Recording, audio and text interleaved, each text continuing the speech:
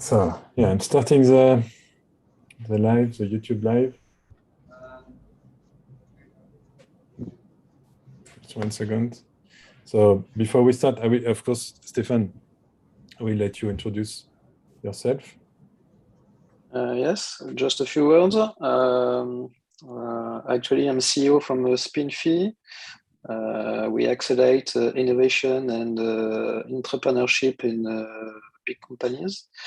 I'm equally a professor at ESCP, French Business School, and USA.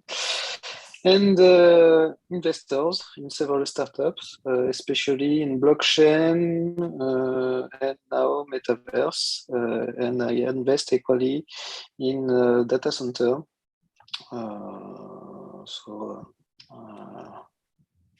That's it. Sorry, and I work with Alban on several projects like this. So thanks a lot, Stefan, for being with us today. Yeah, my pleasure. So we'll we have already a quite big agenda of the sessions. Each project to present with you. It's like a training. Today it will be a training session to be ready for the pitch. Just to give you, Stefan, the agenda. Today, yes, as you know, it's a training session. Each project will have 5 minutes speech, 5 minutes Q&A and feedback from you, because we have 9 projects in 2 hours. And on the 17th of February, you will be also here with us again in the morning, in the afternoon. In the morning for a pitch training session again. And in the afternoon, you will be joined by Steve and Leah. He was taking part to the inspiration yes. guest. Yeah, you saw it for the ideation we had a few weeks ago. And he is a general manager of Veolia in South Africa. It is very inspiring and very open mind, and so I think it would be interesting to have him. This final pitch session in the afternoon of the 17th, it will be the the selection to decide to have this or this project at the final jury. So it will be very key. Okay. But today it's just training. Yeah, to have it will be their first training, this first pitch. Okay. So let's start. So as I said, I'm the timekeeper. It's 5 minutes, not 1 second more. 5 minutes pitch. So just also to give you, Stefan, an overview on the pitch deck content. It will the project I've prepared. I saw it this morning. So okay, it's yeah. It's where is it? Okay, just to remind also all the groups. So the team by voice, the matrix, so with company purpose, problem with a non-customer, solution, why now, the momentum, competition with to be strategic Canva. So we have some bugs currently, so maybe there will be not already on the strategic Canva to be. Product with the usage scenario, the business model where you make money, you generate money, and the financials, it will be the details about the test, about the experimentation. They will propose to the university or municipality, so with an estimated budget, revenues, P&L, and objective for this test. Okay. Pretty clear. So of the group are ready. So we start with EdTech team. So Bangui Kosi, and Busso, Vini. If you need, I can share my screen and show your project on the platform. It's as you want. No, You manage. Okay. I will share them. Good. Yeah. So let me know when you are ready, and we start chronometer.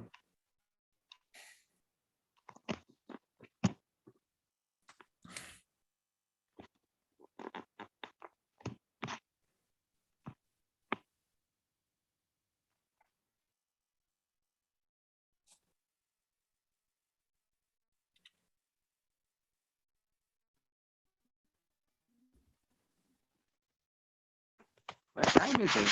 Oh, okay. Can you all see me? Yeah. When you tell me when it's time to start. Okay. Yeah, you can start. Okay. Good day, everyone. My name is Bogiko Simabaso, founder of BOCorners and alumni from UNISA. My background is, or educational background is that I possess a BA Health Sciences, Social Services, BA Honors in Psychology. My skills is that I'm an innovator, critical reasoning, and behavior analyst. My role is titled as business management and development. So the company purpose is solving the problem of load shedding and network connection when students are writing the examinations and conducting online video interviews. So that's the value proposition. So what we are solving here is the problem of connectivity, like I said, and network connection issues and load shedding faced by students. And people against the new technologies with no mobile phones, other devices such as computers, and also our non-customers or unexplored non-customers, people that are living in townships excluded from the educational system because of technology and network and energy problems. So the solution is with this value proposition, what we're reducing is costs and incomplete scripts due to this load shedding, and we're eliminating the impact of load shedding and network connection issues, and also being connected or being reliant on network. So what we're raising is take tests at home without having to move to various places, and complete your course in record time without having to repeat. And what we're creating is keeping and continuing with your exam, even if you have lost the connection, and also conducting your video interviews if you're interviewed by potential employers. Even when you're offline, you'll be still able to conduct your interviews. So the question is, why now? The why now question is that from the interviews that we conducted during our exploration, we found that there's a value and a problem that needs to be delivered and solved respectively. So with the value proposition that I'm presenting to you, the problem will be solved. So what's the market size? The market size is 800 million people, and the created market is 2 million people.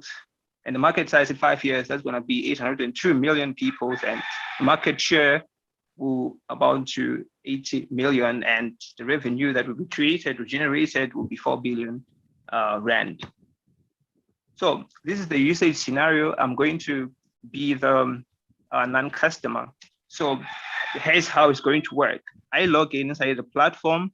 I check whether everything is set and wait to start. That will be the second stage. The third stage is I choose my writing style, whether I want to write the exam through handwritten or inside a platform, and then I switch on the Invigilator app. Then I start writing. Then the next step will be to upload my script, and then after that, I'll receive my confirmation. Boom, yay, you're done writing your exam. And then the business model will be subscription-based. The service will be provided to students in universities and be paid by institutions, only by institutions. And their interest will be to keep the data safe, secured, and continue even after the connection has been lost. So with the experimentation, we are going to need developers and universities to make the experimentation happen. And the scope will be, or in the geographical sense, will be in South Africa, especially students from the University of South Africa. The timing will be on the 1st of August. That's 2 months, and we want to test the efficiency and reliability of the offline examination tool. And the key partners will be institutions and Scaleway.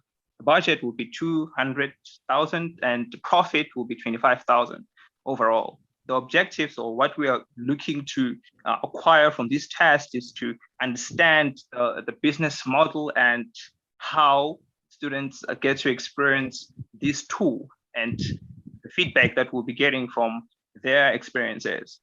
And the logistical implementation is to adapt to offline data transmission tools and accessing and maintaining all the internal operations of the tool, and to scale and reach areas where there's poor network.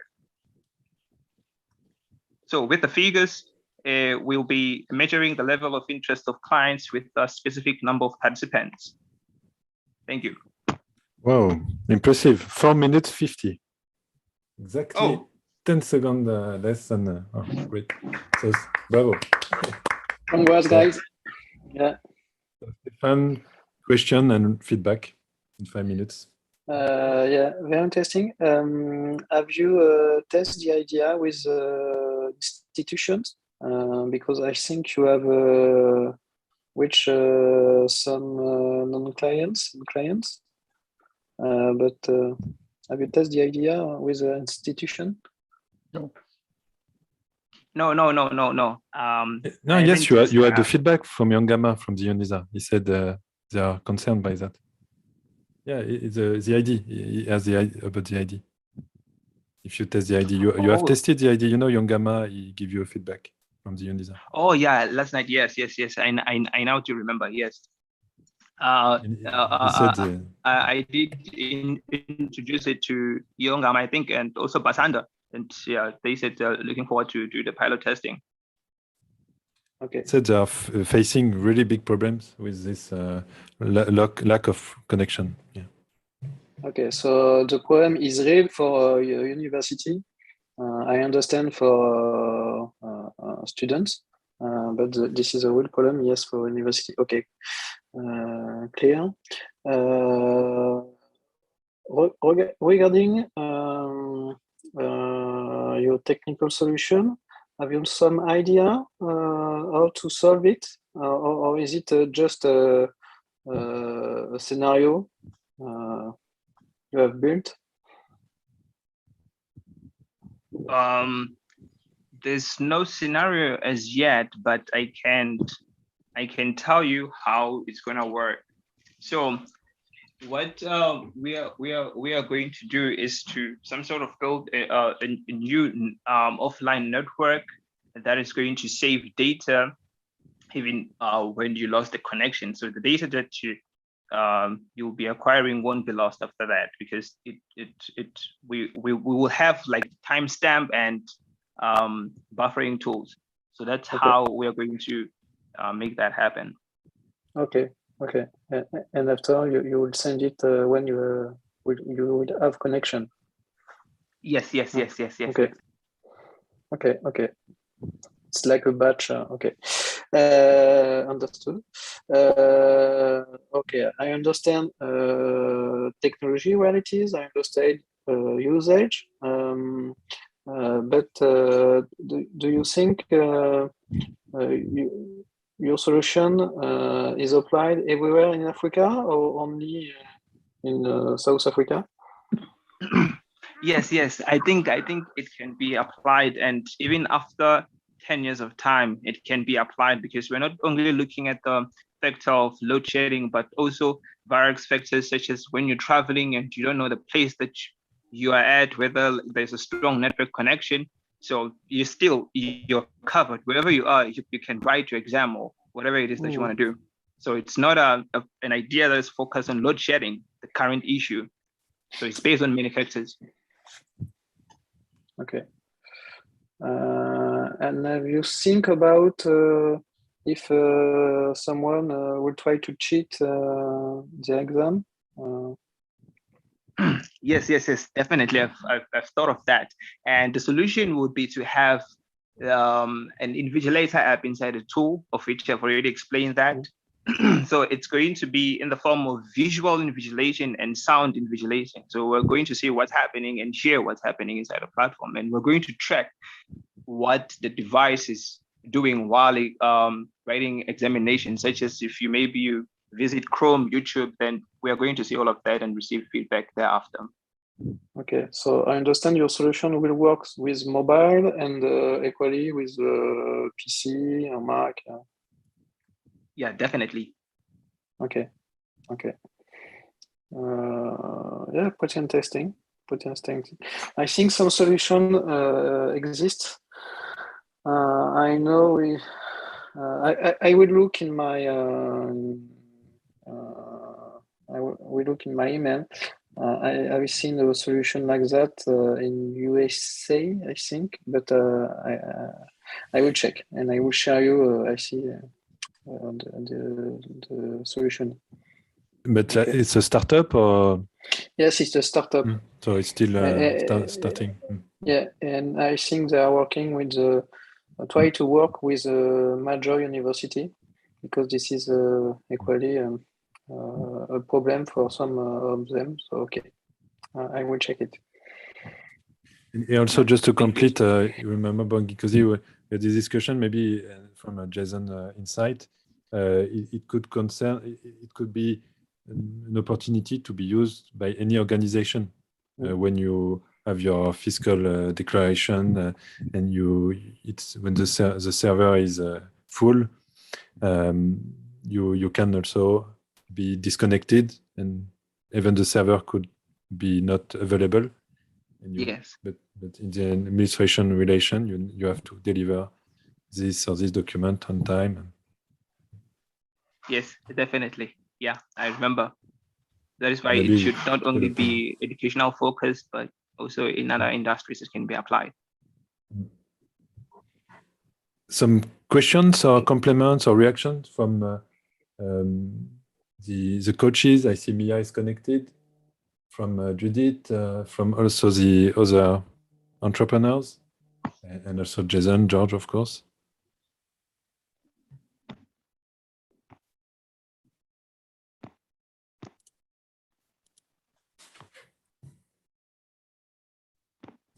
Yeah, we have 1 minute if someone want to react. Yeah. Hi, Bongikosi. Great pitch. I'm glad you went first and you did the pitch. I'm very excited to see the clarity that has the progress that you've made in terms of finding clarity from working with so much data initially and working through so many versions and options and aspects of your solution to really clarifying it to this point. So yeah, very positive progress made. Good job. Merci beaucoup. Thank you very much, Mayor. You've been a huge help.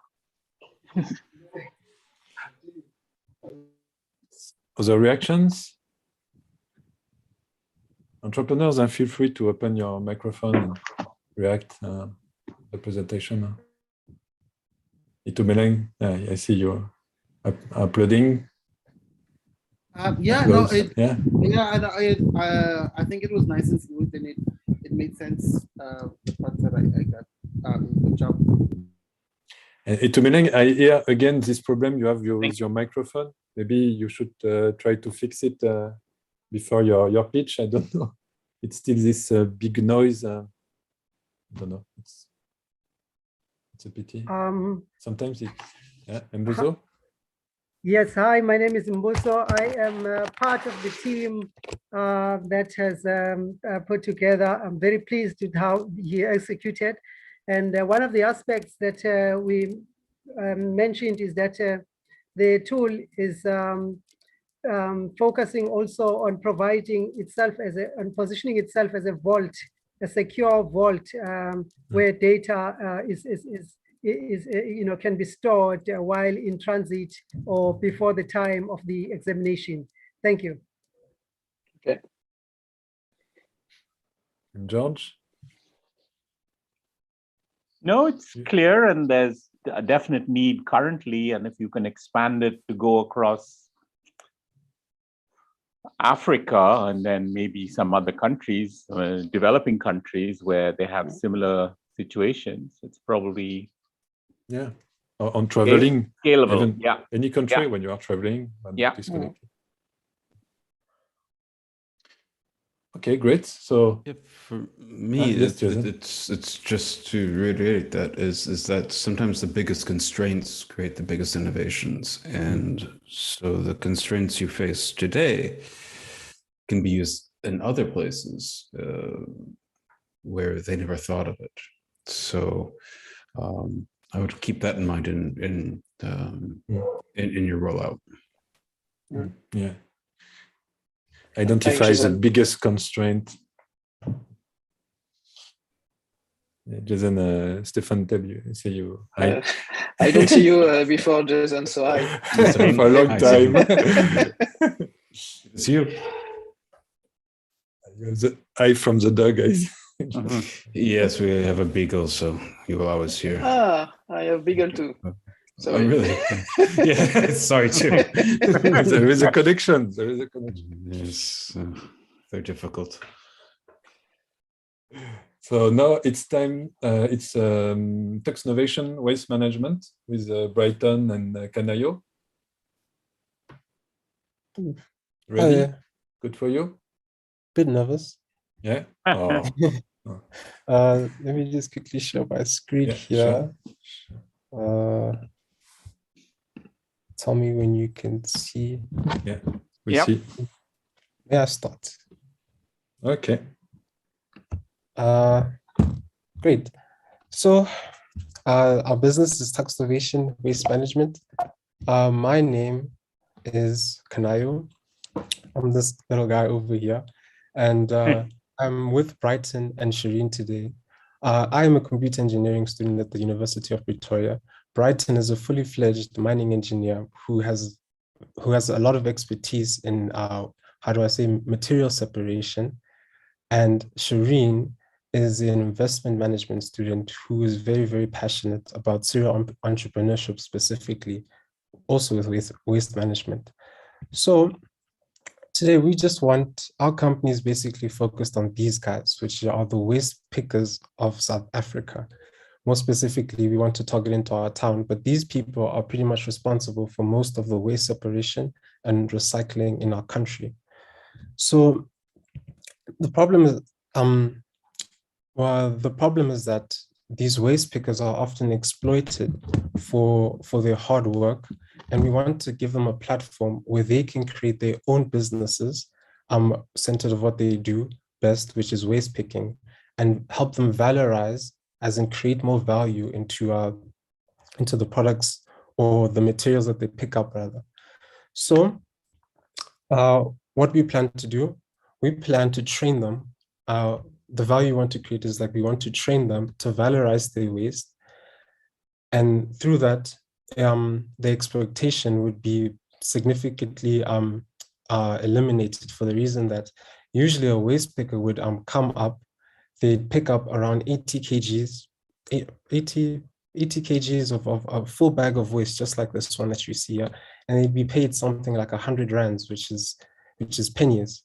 So we plan to help them take their waste, valorize it, and resell it directly to companies or material suppliers that would be interested in the new products that they create. So through that, we're going to raise awareness of what they do, have them more of a positive status in society and not just crazy people who pick up garbage. Along with that, want to remunerate them better for what they do, for the reason that now that whatever they pick up is in their hands, they can get paid more for it. And then obviously we reduce the amount of landfills that ends up in these informal pickup sites, and they don't have to walk as far long distances as they do in the wherever they work. So with that, we plan that the revenue in 5 years is going to be around 260 million rands, and the market size in 5 years with our customers with our non-users, which are traditional recyclers and waste innovators, it's going to be around 362 billion rands. So as you can see on the strategy canvas here, is that we've decreased the price of what one can do when they want to recycle. We want to make it less expensive rather. Job creation is going to be up, that now waste picking is now, how do I say, a more lucrative thing. And also tedious things like walking to the disposal sites, exploitation of informal waste pickers, and the amount of waste that ends up in landfills are going to be significantly reduced through our system. So it sounds kind of crazy, but let me explain. So basically what we do, we first educate them on on how to recycle their waste and how to valorize it. They go up and pick up here their waste at step number 2. And then what we do, we pick them up and we transport them to the valorization sites where they valorize it at step 4. We hook them up with people who are interested in buying whatever they want, and we help them organize and pay. We help the connection between the manufacturers who are going to buy their products and the waste pickers who may not be, to make sure that they don't get exploited. So the business model is basically, well, we plan to take a tiny commission, 10%, or have services like incineration, where we can take the remains of what wasn't recycled and we can burn it for energy or other sources of recycling. So we have the Waste Pickers Association on our side, Veolia on our side, and the municipality, the city of Tshwane on our side. And it's going to take around 200,000 to pilot all of this. Thanks. This is pretty much it. I think it's 5 minutes. Questions, suggestions? Exactly on time. Bravo. 5 minutes. I rushed it. Yes, bravo, congrats. Yeah. Thank you. Okay. So you are a platform. It's possible to make it a platform. What we currently did is that we wanted to make everything here more verbal, for the reason that these waste pickers may not have the technological means to communicate on the internet. Okay. And okay, but not for technological side, sorry, but you will deal with Veolia or cities to have a deal with Tucker and yes. yeah, okay. And you will organize the ecosystem around. From end to end. Okay. Have you tested the idea? Well, not entirely, but we know the technology is available too. Yeah. But no, we haven't gone into intensive testing yet for the proof of concept. Okay, but have you tested the idea with Tucker? Come again? Have you tested the idea with people who are taking the garbage? Yeah, a lot of them, we just looked at the needs of what they need, and we really extrapolated from that, and we did confirm that this is what they would prefer. It's things like traveling and the lack of money that they don't get. So that was confirmed. And they confirm they are going to learn and to have more work than today, because they have to, I think, separate dishes. They have to. I think though it's the same amount of work, for the reason that things like now commute is eliminated completely. So More efficient work. it's more Make it more efficient efficient. work and less labor intensive, that is. Okay. And I think this is very important. Okay, for your value proposal. Okay. Quite interesting. And regarding your team, you will focus Canayo, Brighton, and Sharon. Have you got some insight with municipality, with Veolia, or? We've had a lot of insights from the municipality themselves, and also what's currently being done in other municipalities, apart from Tshwane, which is where we are based. Okay, so I understand you are the team who will succeed because you have the brain and all the connection.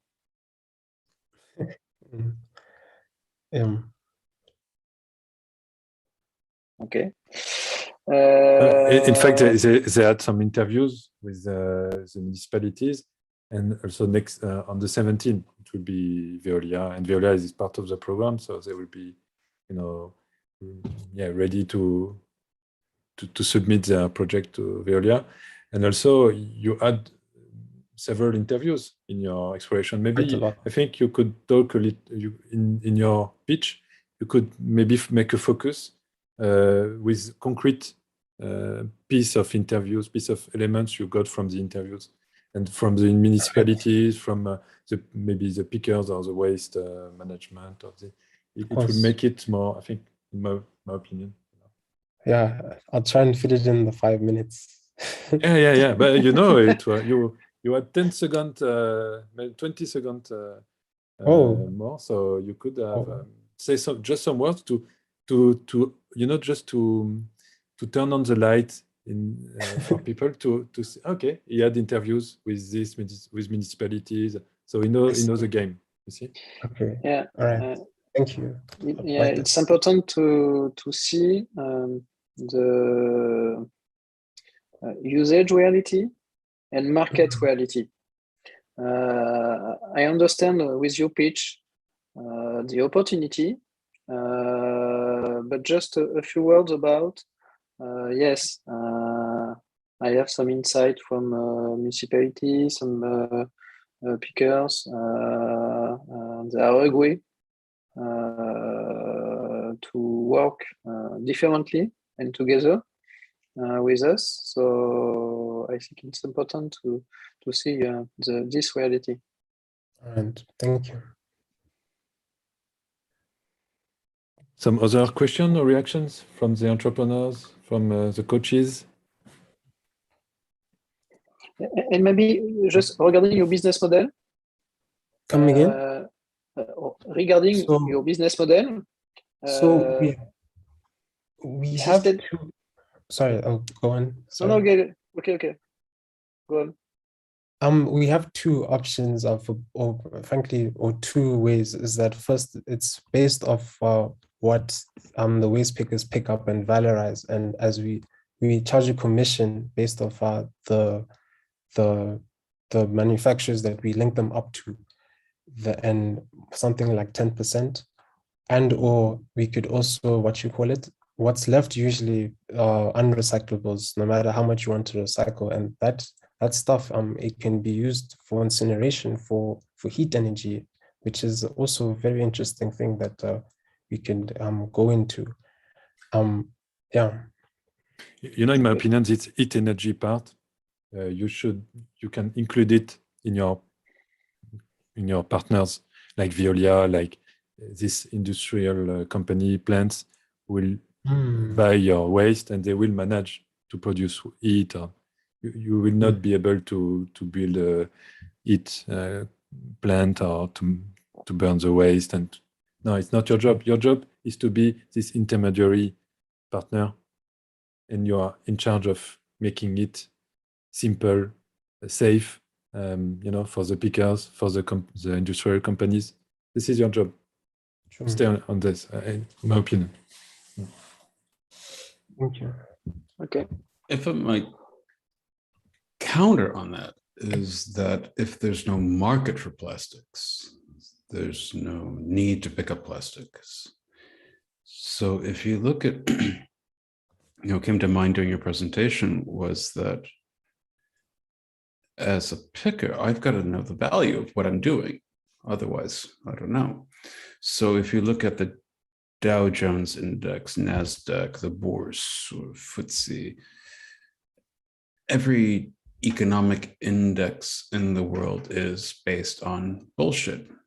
It absolutely is. It has no value whatsoever. I know people who work for Dow Jones, for example, and they know it's bullshit. But what it does, it creates transparency.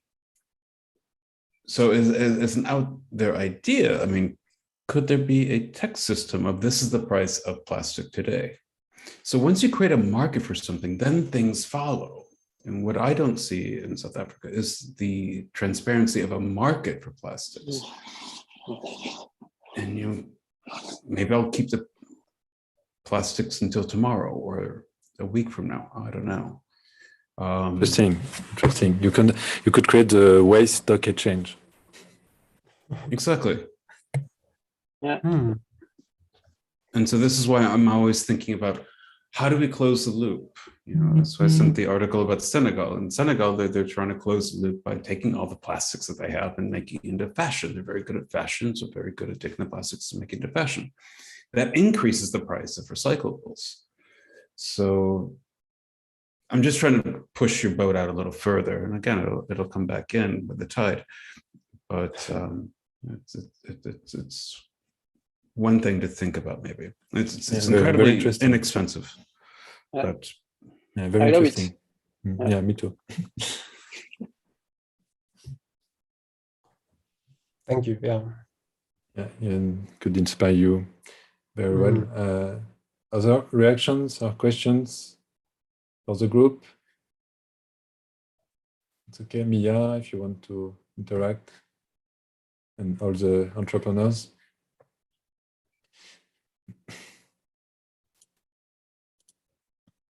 It's okay. So we now jump to the next project, Eco Bicycle, with Nkamogeleng, and maybe also Tabang. I don't know if Tabang is here too. Nkamogeleng, it's good. It's okay for you? Yeah? Yeah. Okay, great. Okay, the floor is yours. Okay, I'm gonna share. So they say if you don't feel prepared, you get more nervous. So I'm nervous. No, but you were not available yesterday, and we know. It's nice. Oh, you did a good job. Nice. Okay, you give me the go. And I start. Okay. Yes. Okay. Good. Let's go. Okay. Thank you. Hi, everyone. So my name is Nkamogeleng Matloga, and these are my team members, Tabang Boropa and Dineo Matloga. Tabang has experience in bicycle assembly, and he's been very involved in a lot of innovative ideas. So he'll be the one who helps us in strategy department. Dineo is an electrical engineer, and she has experience in electrical technician. She's an electrical technician, and I have experience in project management, and also experience in selling bicycles and renting out bicycles. So South African rural areas are designed in a way that it's very hard to connect, because the houses and even anything that you find in rural areas are very far apart. And lately in South Africa, we've been experiencing load shedding a lot, where electricity is cut because of different reasons. So we thought of creating a bicycle that can create power, where when you pedal, the bicycle creates energy, and that energy is stored in a battery where it can power laptops or phones or whatever people use in rural areas. So here we are looking to create this bicycle from waste plastic, therefore reducing the price and making it affordable for people in rural areas. And because this bicycle would be made from waste plastic, it would create a good environmental effect where it's reducing the amount of plastic in the environment.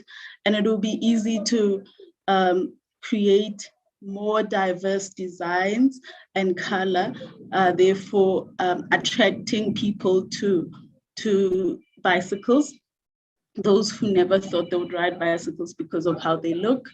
What we're eliminating is load shedding impacts where people can't use their gadgets because they can't charge them because they don't have electricity. Also, in just areas where there is no electricity at all, those people would have the advantage of powering their gadgets. Because this bicycle is also made from waste plastic, we are eliminating rust from the frame, where now we give it a character of weather resistance and lower maintenance on that frame, reducing waste because now the bicycle doesn't rust. And we're creating access to energy everywhere and anywhere, where people can access energy from just bicycle batteries from anywhere, and also opportunity to sell that energy. The bicycle would be safer because it's made from plastic, but also because it has power where people can plug in different things. One of them being a panic button where it will make it more safer. And also it will be locally produced, which it's not very famous in South Africa. So this bicycle, as a student in rural areas, I'll be riding to school, and at the same time, getting energy, creating energy and storing it in batteries, but also finding that a more affordable mode of transport to get to school and then back. And when I get back and we don't have electricity, I have the battery which I can charge my gadgets with and keep happy. So why now? Because we currently experiencing load shedding, we need to find other ways of creating energy. And also there is a great need for affordable transportation in rural areas. And there's a certain image that goes with bicycles which makes more South Africans not want to use the bicycle. But if we make it more fun, more friendly to use, it will create a different image where people go for the bicycle and reduce traffic and pollution in general. So we've looked at our customers, and most bicycle places in South Africa, they're designed for sports, as in riding a bicycle as a sport. And we want to come in as the fun bicycle manufacturer where we have, we can easily mold our bicycles to accommodate more people. So our revenue model, we're going to get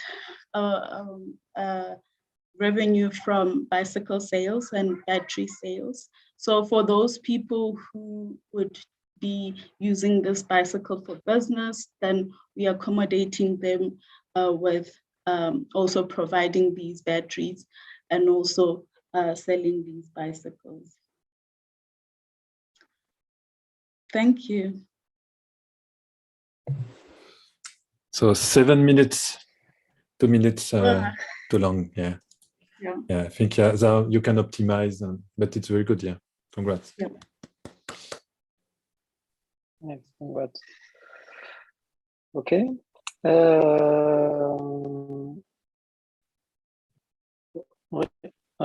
Regarding the end of your presentation and your matrix, you have said you will sell the electricity. This is in your product roadmap. Sorry, can you say that again? You will sell energy with your solution.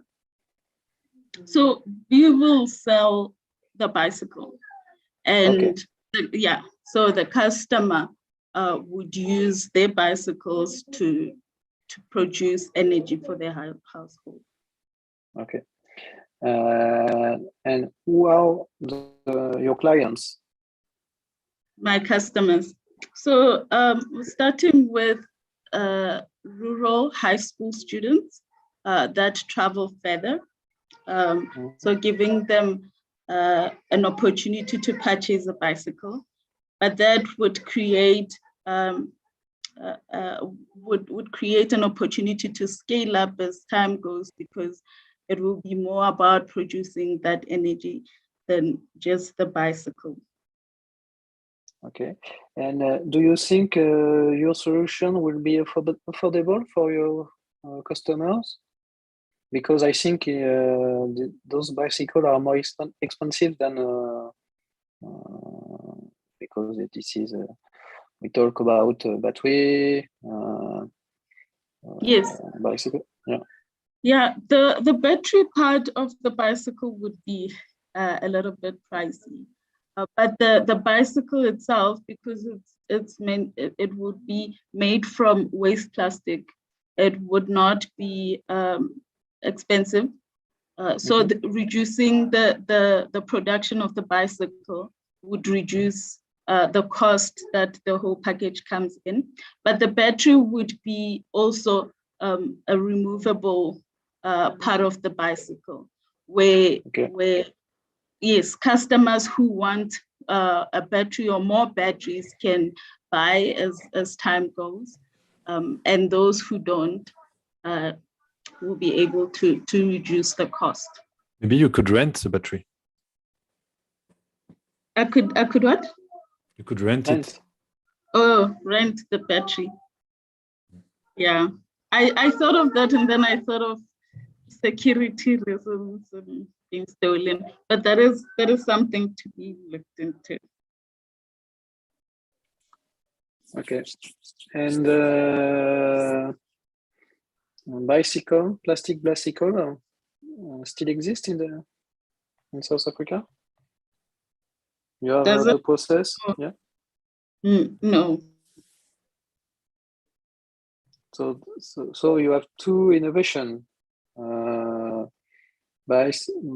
bicycle in itself, and to create a location on the bicycle to store the battery and to produce energy. I think, if you're counting them like that, but I think because we need to reduce the price of the bicycle, we have to find a way of producing it cheaper. Okay.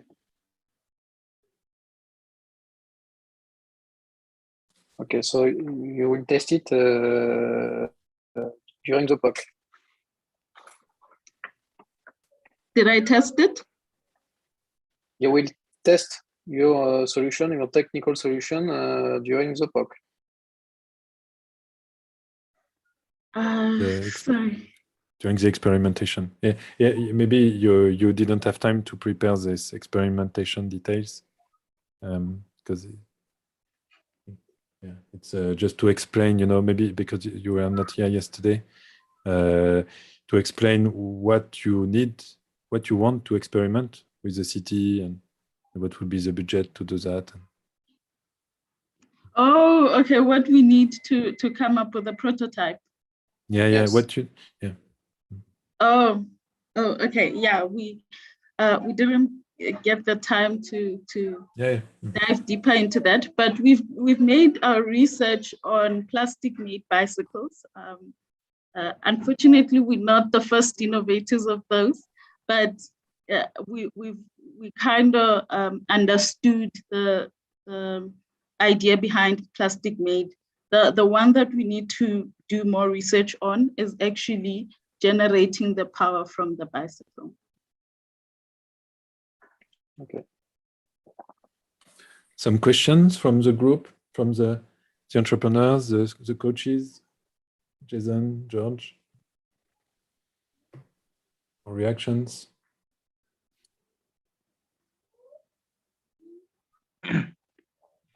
Mongikosi? Oh, I just love the idea because very good, yeah. Yeah, it promotes safety, especially here in South Africa. You find that schools open at 6 or 7 o'clock, and if you're leaving far, it means that you have to leave early and it's still dark, and you'll find that some other kids are being kidnapped and all of that. So with the introduction of this bicycle and what it does, the batteries and all, I think you're solving two solutions. That is providing energy or electricity at home and being safe and not to get late to school or work. So that's just incredible for me.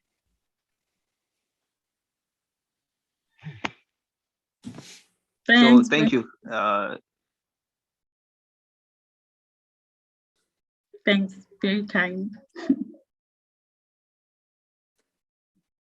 Other reactions or questions? Mia, George, Jason, all the participants? Yeah. One thing that hits me is that, can you convert enough kinetic motion to make a difference in your household? So that's one. It's just, I don't know. The other one is that, yeah, lithium ion batteries, it's quite expensive. Is it attached to the bicycle or is it at your home?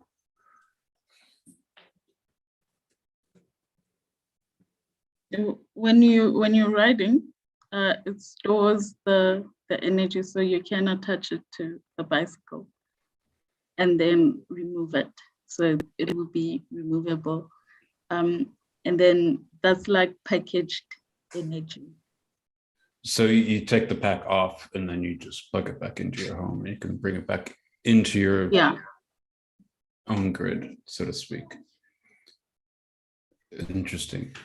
And what about the idea of just credits? Forget the battery. Work with not ESCOM per se, but just work with an energy company where I ride this amount every day, and it's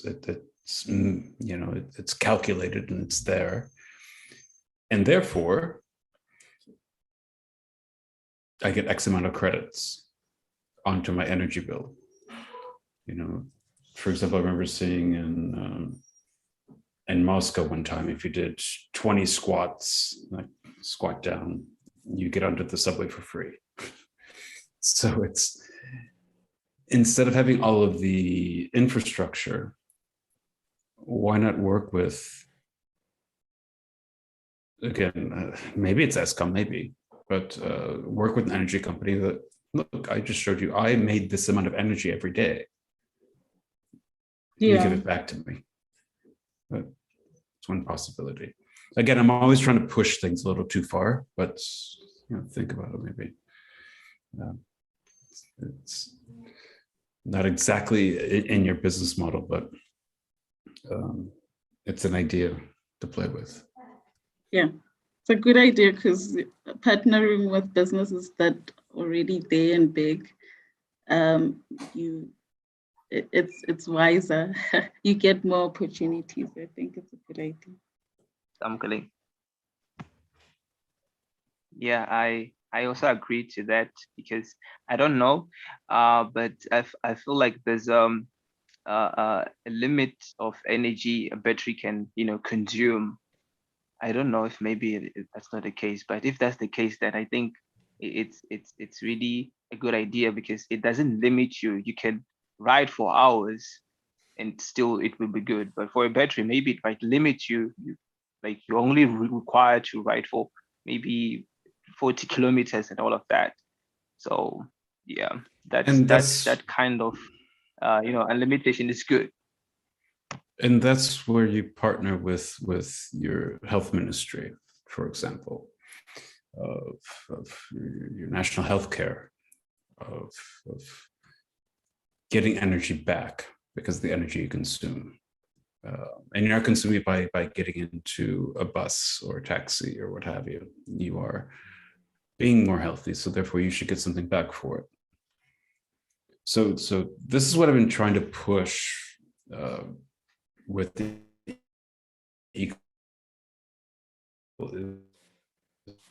Hi, Jason, we have lost you. The connection, your connection is bad.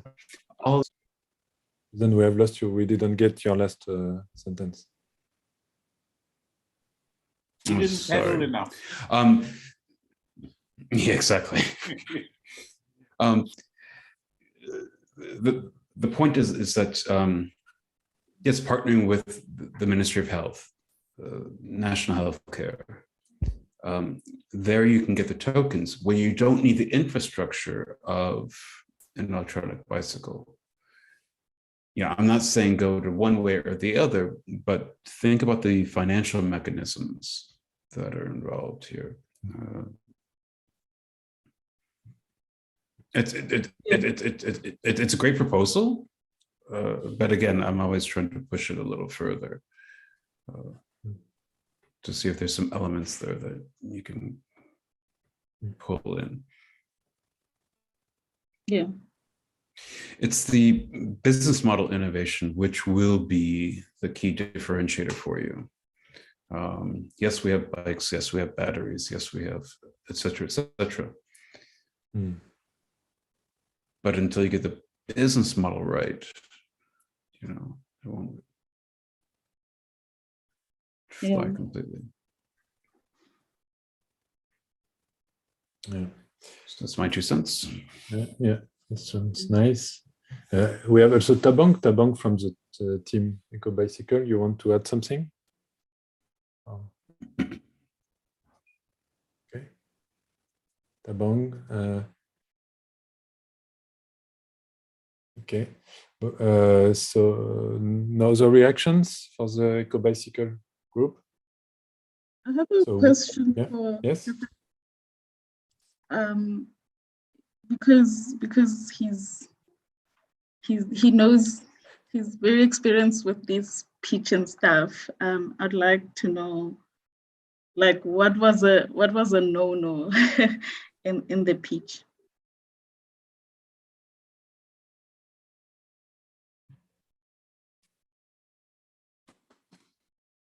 Yes, Stefan, it's a question for you.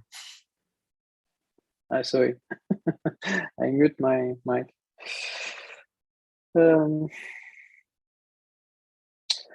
I think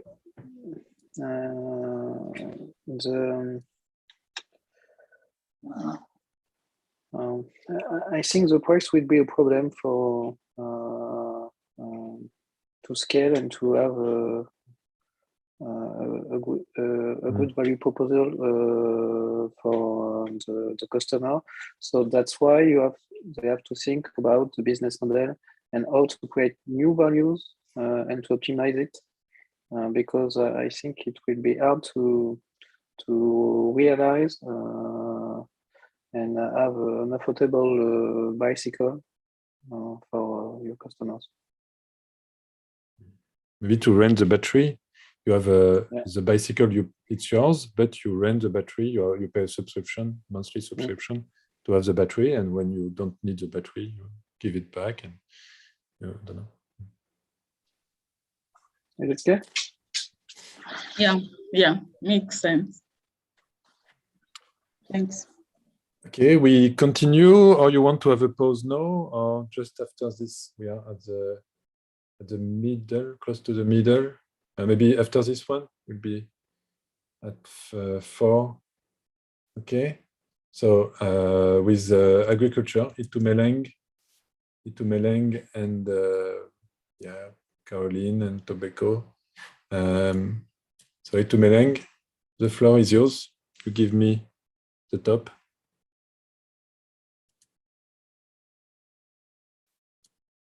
Hi everyone, can you hear me well? Hi. Yeah. Hi. Your microphone is working. Fine. Very good. Okay. Great. I'm using my headphones. Nice. So I'm gonna share my screen because it's Yes.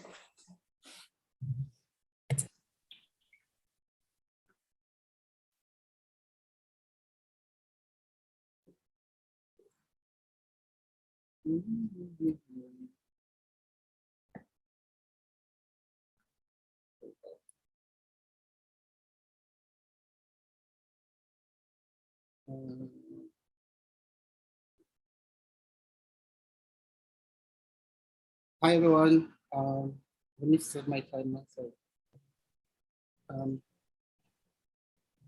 Hi everyone. So my name is Itumele. As you all know, I represent the agriculture group. Some of my teammates couldn't make it today. But my background is in agricultural extension work and microbiology. I have a PhD working on plant microbe interaction. So my expertise lie mainly helping farmers create better crops and understanding the soil dynamics in field conditions. So today I'm going to present you to your project that we're proposing on focusing on biopesticides and biofertilizers with the aim of integrating field data that we collect, either genomic data from the plant and from the soil, incorporating that to provide a comprehensive service that we provide to our farmers to help them transition to better and more sustainable agricultural practices. With that, one of the biggest problems that we see, and one of our value propositions, is to help small-scale farmers and medium-scale farmers in Southern Africa to transition from traditional approaches of agriculture by using artificial fertilizers and artificial pesticides. And this is actually a very good picture that I found here today with a farmer that I work with, that we help them transition from using fertilizers to more organic approaches. And we see that there's a clear difference in field conditions and also in quality of the tea. So this was one of the issues that we wanted to tackle with the project. And what we've found as our solution is that we are creating a solution where we have rehabilitated soils and plants by incorporating a comprehensive service where we constantly monitor the soil and the crop as the farmer is transitioning away from traditional agriculture to more organic agricultural practice. And with that, we give the farmer, and with the example that I gave with the tea production company, farmers that we work with, we're able to give them access to new markets, because one of the things that we realize is that quality produce that does not have pesticide has access to other markets, for example, in makeup production and eye masks. So we're giving farmers that opportunity, and we're creating a more community-centric approach. But overall, we eliminate the complexity that the farmers are experiencing with transitioning from traditional approaches to more sustainable practices, because a lot of them don't understand how the products work and the interactions with different products. And also, we eliminate the extra costs that come with hiring specialists, with doing field inspections to monitor the field as well. But what we're doing, which is much the core of what we get so excited about, we are raising autonomy in production where the farmers are more in control of the field and more in control of the land, and we give them the tools through our services and products. We give them the tools to have better ideas on how to happening with the soil, and we increase visibility and profitability by then the farmers will be able to label the product as organic, and therefore increasing market penetration and reducing maintenance costs in agriculture. And this is important at the moment because as we see this at this little time, this report that came from McKinsey that sort of showed that the problem with pesticide in agriculture and fertilizers in sub-Saharan Africa specifically is that there is such a huge markup in the final product that we sold to the consumer, to the medium-scale farmers. And what we want to do is to be able to reduce all these costs that small-scale farmers can be able to succeed.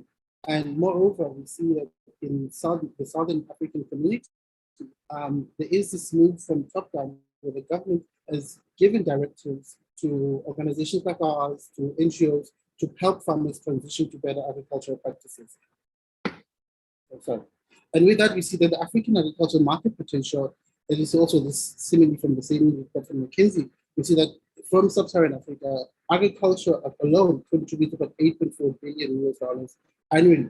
And a lot of that, we see that for to get this increase in yield and the percentage, a lot of it has to do with yield improvement. And this is where we see our niche market, where we're able to help farmers by decreasing the loss that will come from transitioning, by giving them systems, by giving them better services. More than that, in the context of South African bioeconomy, we see that we have over 5 years potential to make up to 60 million. And the potential of farmers, the numbers is almost 30% of farmers in South Africa are medium to small scale, which is our target. And our user scenario case, we see that there are two groups that we're targeting: farmers that have already transitioned and are using organic practices, where they would then hire our services and then through the consultation process, we install devices in the field where we're able to monitor remotely, and then we give through a subscription service, the farmers are then given a report monthly, and then that gives recommendation on what new practices they can enforce on the land, and becomes a sort of a feeding loop. And for farmers that are transitioning to agricultural practice, we see farmers that are moving from where they see that there's a problem, and then they sort of connect with other farmers in the community, and through word of mouth, we get they get recommendations to us, where we start generating income through the consultation services, but also the product and services that we offer. The product would be the biofertilizers and biostimulants that we give them, but also the probes that we'll use to monitor the field. And for experimentation, we're targeting both measures of C20 and small-scale farmers, and we're hoping to, for this initial project, it will be over 2 growing seasons, which is roughly a year, with 30% net profit margins. It will be around 2.5, 250,000 rands as an initial estimate. And that is our projected financial summary at 30%. Thank you, everyone. I'll take any questions. Bravo, congrats. Nice job. It was 1 minute 30. I know. Yeah. Over. Yeah. But it was good, yeah. Nice. Maybe I think the McKinsey studies are not very so important. Yeah, I think just my opinion. But don't know. Yeah. I let Stefan react. Yeah. I understand with the McKinsey studios that we double the price with the actual organization and actual processing. I'm sorry, Stefan, can you repeat the question? Are we doubling the price with what? With the actual organization and the processing of culture. You double the price. Okay, and you say with your solution, I will be more affordable than the way to organize it today. Yeah. So what we're doing is we are providing, the one part is a service where we are giving constant feedback to the farmer and monitoring and helping them transition to a better agricultural practice. But what that then creates is that we're able to label and sort of give the farmer a way to market their product to a different market instead of just selling it to the local market, because now it's a much higher price point. Okay, so I understand the technological point. And do you think the farmers are ready to use a new solution? I've had interviews with small and medium-scale farmers here in South Africa and abroad. And one of the things that I realized is that a lot of the farmers may have some solutions that don't involve using artificial fertilizers and pesticide. The difference is that there is one of the key things that I identified during the interview phase was that they felt there was a lot of risk with changing practice. And our approach is by being there with the farmer, which is a different offering, instead of just selling a product and walking away, we are staying with the farmer and helping them transition, and by creating a roadmap in a way to sustainability. And in that program, we have milepoints and checkpoints where we say that we've reached a milestone, this is where we are, and then that helps them with the pay. But sort of a tangent to that is that one of the things that I found works is that when we have farmers that we give testimonials and we show them our success stories from our previous clients, they then are able to get on board with our solution. Okay. Have you think about your business model? Yes. So, the business in this aspect of the biopesticide will then make revenue from the subscription service, where the farmers that either have transitioned to organic agriculture would then get a monthly report. Then we would make money from that. And then the other part is the creation of the product itself, where we create our own line of biopesticide and biofertilizers and probes that we can then sell and use in the field to collect data. So there's sort of two revenue streams in terms of the biopesticide. It's the services and the product. Okay. And do you think the farmers are ready to have a new offers? Subscription model? Do you think they're ready to have a subscription model? It's a good question. It's a very good question. Yeah, go ahead. And I was going to say it's a very good question because currently there isn't. I think someone asked me that question earlier on during the process, that there isn't a service like this that exists. But one thing that we found works in other small cases is that because we don't walk away from the farmer after the initial conversation, after the initial service has been rendered, we are still with the farmer. So that gives them, it's sort of, because I think the difference is that because we're dealing with people, not necessarily with the land. So that it helps us with building trust. And a lot of the farmers are then able to take on board the idea of the subscription. But also what I found works by showing them the results and walking through them, like this is what the field conditions are this month and next month. So maybe you don't need to use as much fertilizer, maybe you don't need to use as much this or irrigate this as frequently. So seeing the numbers and seeing the results for them, they're much easily swayed that way. Okay. Thanks. Thank you. So great job. I think at the end of the day, the question for the farmer is the yield. Can you offer the same yield as the competition? I think it's a good question, Jason, because one of the pain points that we identified during the interview phase was that the farmers had this risk that because with pesticide comes assurance that you won't have pests, or you add fertilizers, you'll have this much yield, and then the land banks are able to insure your land. But transitioning, having such a paradigm shift, there is some risk. But what I tell the farmers is that maybe in the initial stages, there might be, you might put in more money at the beginning stage, but in the long term, you get your returns 3 times, 4 times as much, because you don't spend as much money trying to rehabilitate your soil after 5 years or 7 years when there's so much, the soil is so polluted that you have to take 2 years off to let it get back to a state where you can plow it again.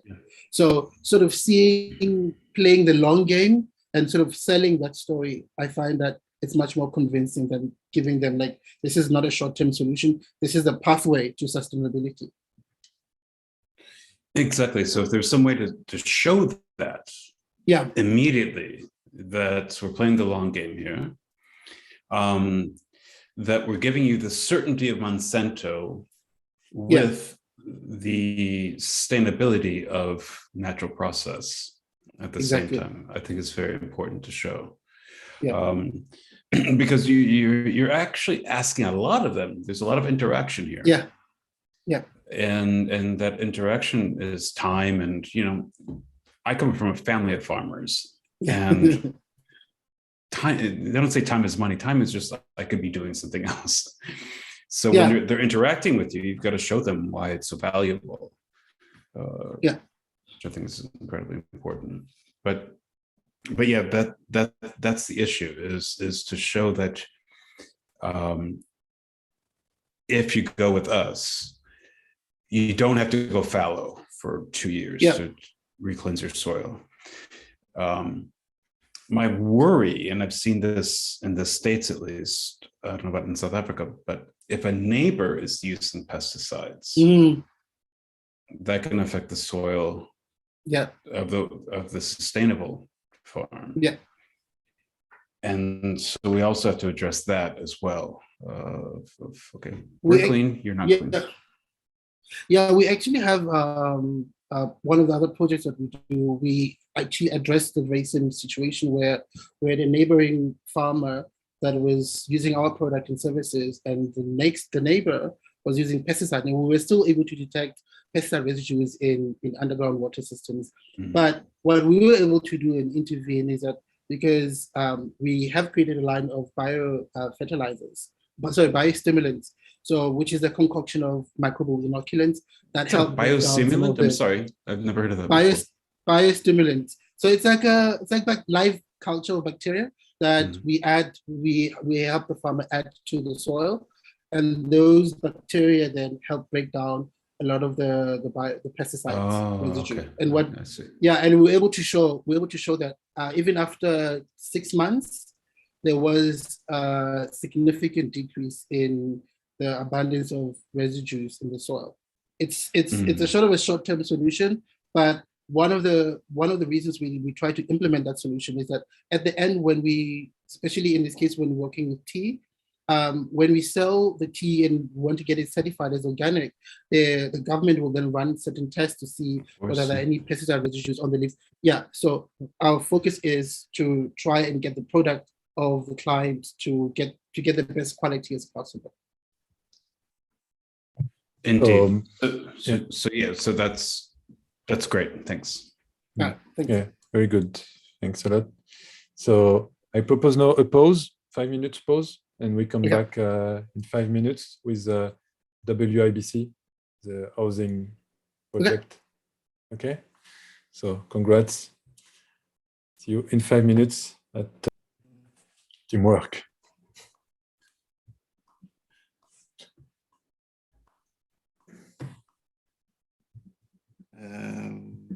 Are you able to see? Yes. Okay.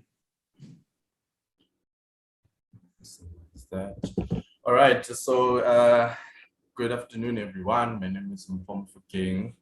I am with my partner here, Matoke. We are with Sea Green Housing. So just to give you a bit of background, I am an entrepreneur. Also have a background in the built industry. I do have experience in the built industry. Matoke is also an entrepreneur, but he's mostly within the agriculture space. So today we are going to be going to be presenting a different housing option. So what we're looking at, the purpose of our company is we want to give access to low-cost housing with more flexibility to people who do not currently fall within the housing market.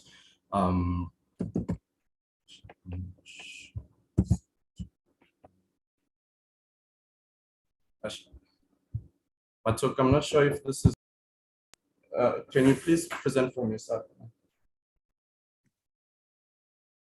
Okay, so this housing development that we want to make, it's for people who are currently not being serviced by the market, or the market is not suitable for them, in a sense that they can't really qualify for free government housing, or some of them, they need to be renting a house, but they don't want to be engaged at the long-term commitment, either with the bank or where they currently be renting. Because sometimes you find that the landlord will say to them that you can't lease any period less than 12 months.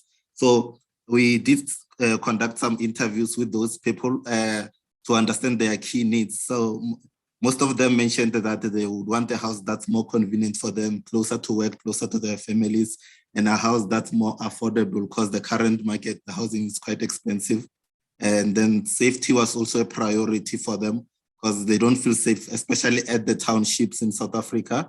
The other one, they need a place where they will also have access for network and also the, what is it called, the solar system for electricity, because electricity currently in South Africa is not stable. We are experiencing a lot of load shedding. So the solution that we want to bring to the market, we want to create a value where we're planning to reduce the global footprint. How we're going to achieve that is to develop a sustainable housing using wastage material. And also what we are eliminating is the long-term commitment on contracts, because we'll be allowing these people to own on a month-to-month leases. And then they're also gonna not have to pay penalties when they need to relocate to another place, unlike they're currently doing now. We're also raising a flexible contract for month to month, and then the safety for living. We're also just gonna ensure that the locations or the houses are going to be at the safe locations. And also, after leasing, we're also going to give an option to those people to purchase that house towards the end of the leasing, especially after if they've leased for about 3 years. And the next one. So why now? Technology these days is more available than it was in previous years ago. So we have all this access to the various different of technology that we can access to assist in developing the house at the lower cost. To convert the wastage material into bricks, etc. So that's why we're coming with this idea now. And in terms of the market size, we did some research there to check how many people are currently owning the house in South Africa. And for that market, how many people are planning to reach out for this a project, where we got the 44 million households that we can reach.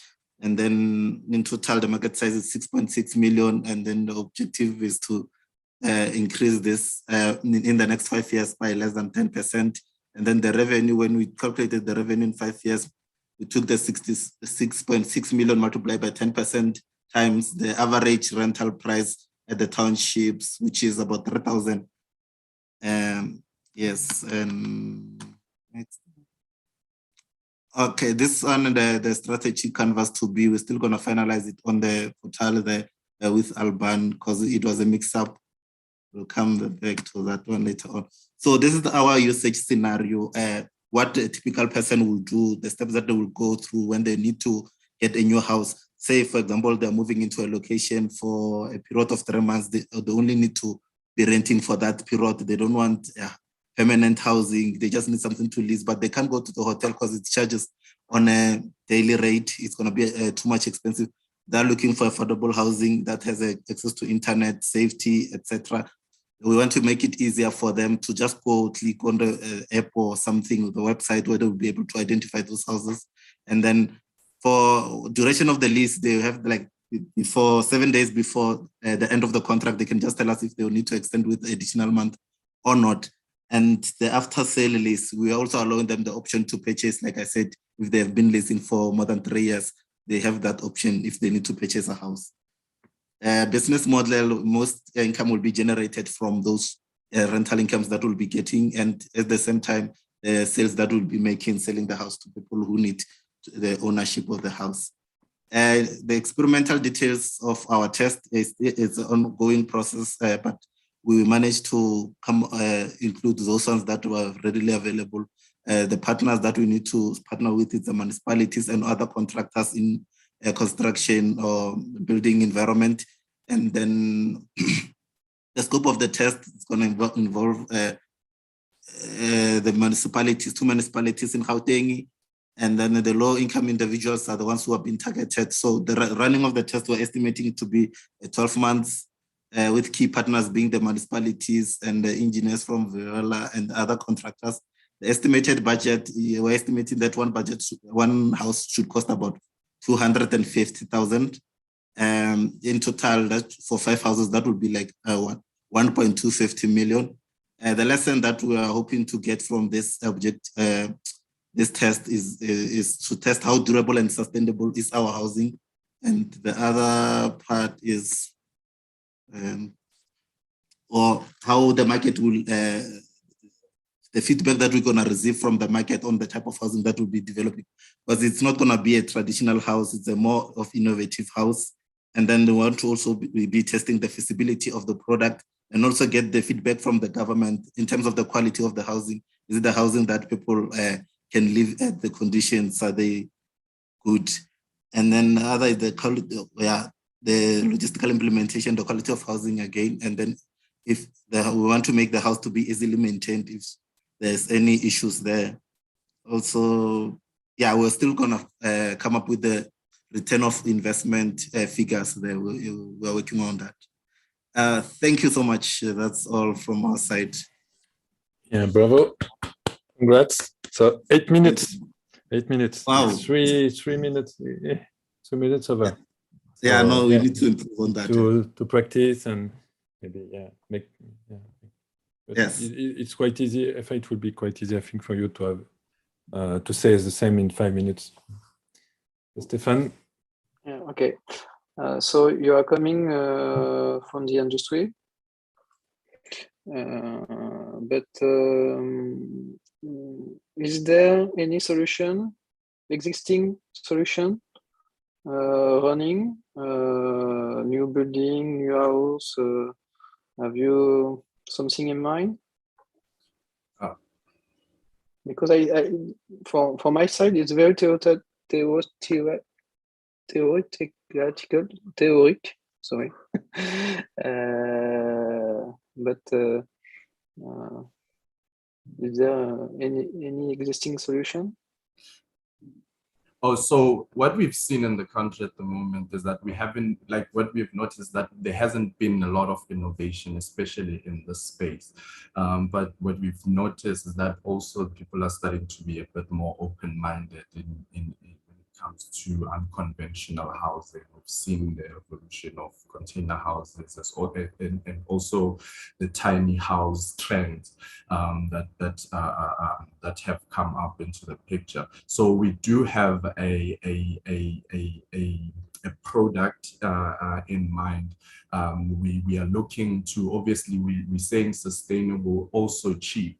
So we feel that the only way we can be able to do that versus the conventional way was to venture into the recyclable material space, where we can use recycled materials to actually produce the type of dwelling that we have, that we are putting on offer.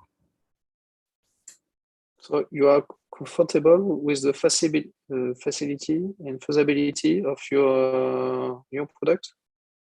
Not yet, and we are looking to improve the feasibility, because right now just looking at how much a conventional house costs, we are looking to come out much lower, because obviously that would also affect how easy a person can access the type of housing that we are putting on offer. So it's something that is to be improved. Okay. And do you think some municipality will help you to conduct your project to build new sustainable houses? In our opinion, we feel like also municipalities themselves are under a bit of pressure. So I think we've heard one of the partnering cities that is a partner with Blue Oceans, the city of Johannesburg. They said they are looking into innovative space of fixing these everyday problems that they have as a city. So we are actually hoping that we do get the opportunity to sort of do a feasibility study, sort of do a test run of the project. So with just what we know from the Blue Oceans and what the partners have mentioned, and also the partnership with the cities, we are actually hoping to get that opportunity to present a new product that's not only going to help individuals but cities as well, because the housing problem is something that is in the shoulders of the government, also the private side of it, you know, where people buy their own houses. But yeah, just to answer you in a nutshell, yes, we are hoping to get assistance and from the cities that we are currently partners with. Okay. And for the other solution, the waiting solution, and you buy it after, I think there is a similar business model existing in several countries. I don't think it's very new, but it works. So yeah.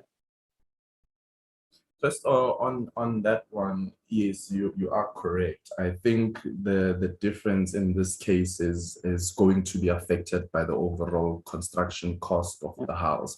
So obviously, compared to what is currently available, we should come out on the lower side as well. So it is something that is available, but we feel that with the low cost of creating a new dwelling, we should be coming from the low side of what is currently available. Maybe the low side, and maybe you have to think about how to create value for the users, the municipalities, not only with a lower cost of your construction, but maybe if you create a new ecosystem of energy, new independent house of energy optimization. Maybe you have to think about it because lower price, it's always dangerous for your business model. So and your strategy will be a volume strategy. So maybe it will be difficult to scale and to be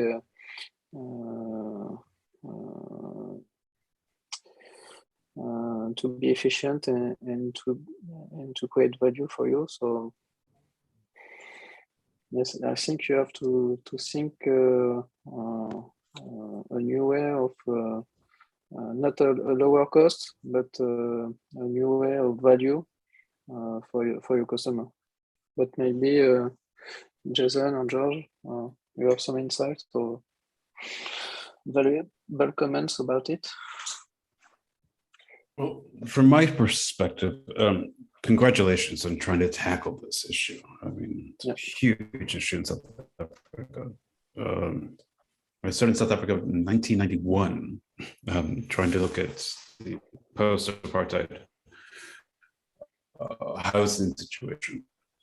It's a huge issue. So congratulations on trying to tackle it. My question would be, is the biggest barriers, is it the cost of the housing or the cost of the land? If I heard you correctly, Jason, you're asking if the biggest barrier, is it the cost of land or the cost of building? Of that, the building, yes. Okay, I would say both. I would say both because when you're looking at conventional ways of building currently, you are looking at a multi how can I say, a multi-material sort of unit where you I just made up that word, where you are using I like the word. I'd like the word multi-material. Yes, you are one using different materials to be able to achieve a wall, for instance.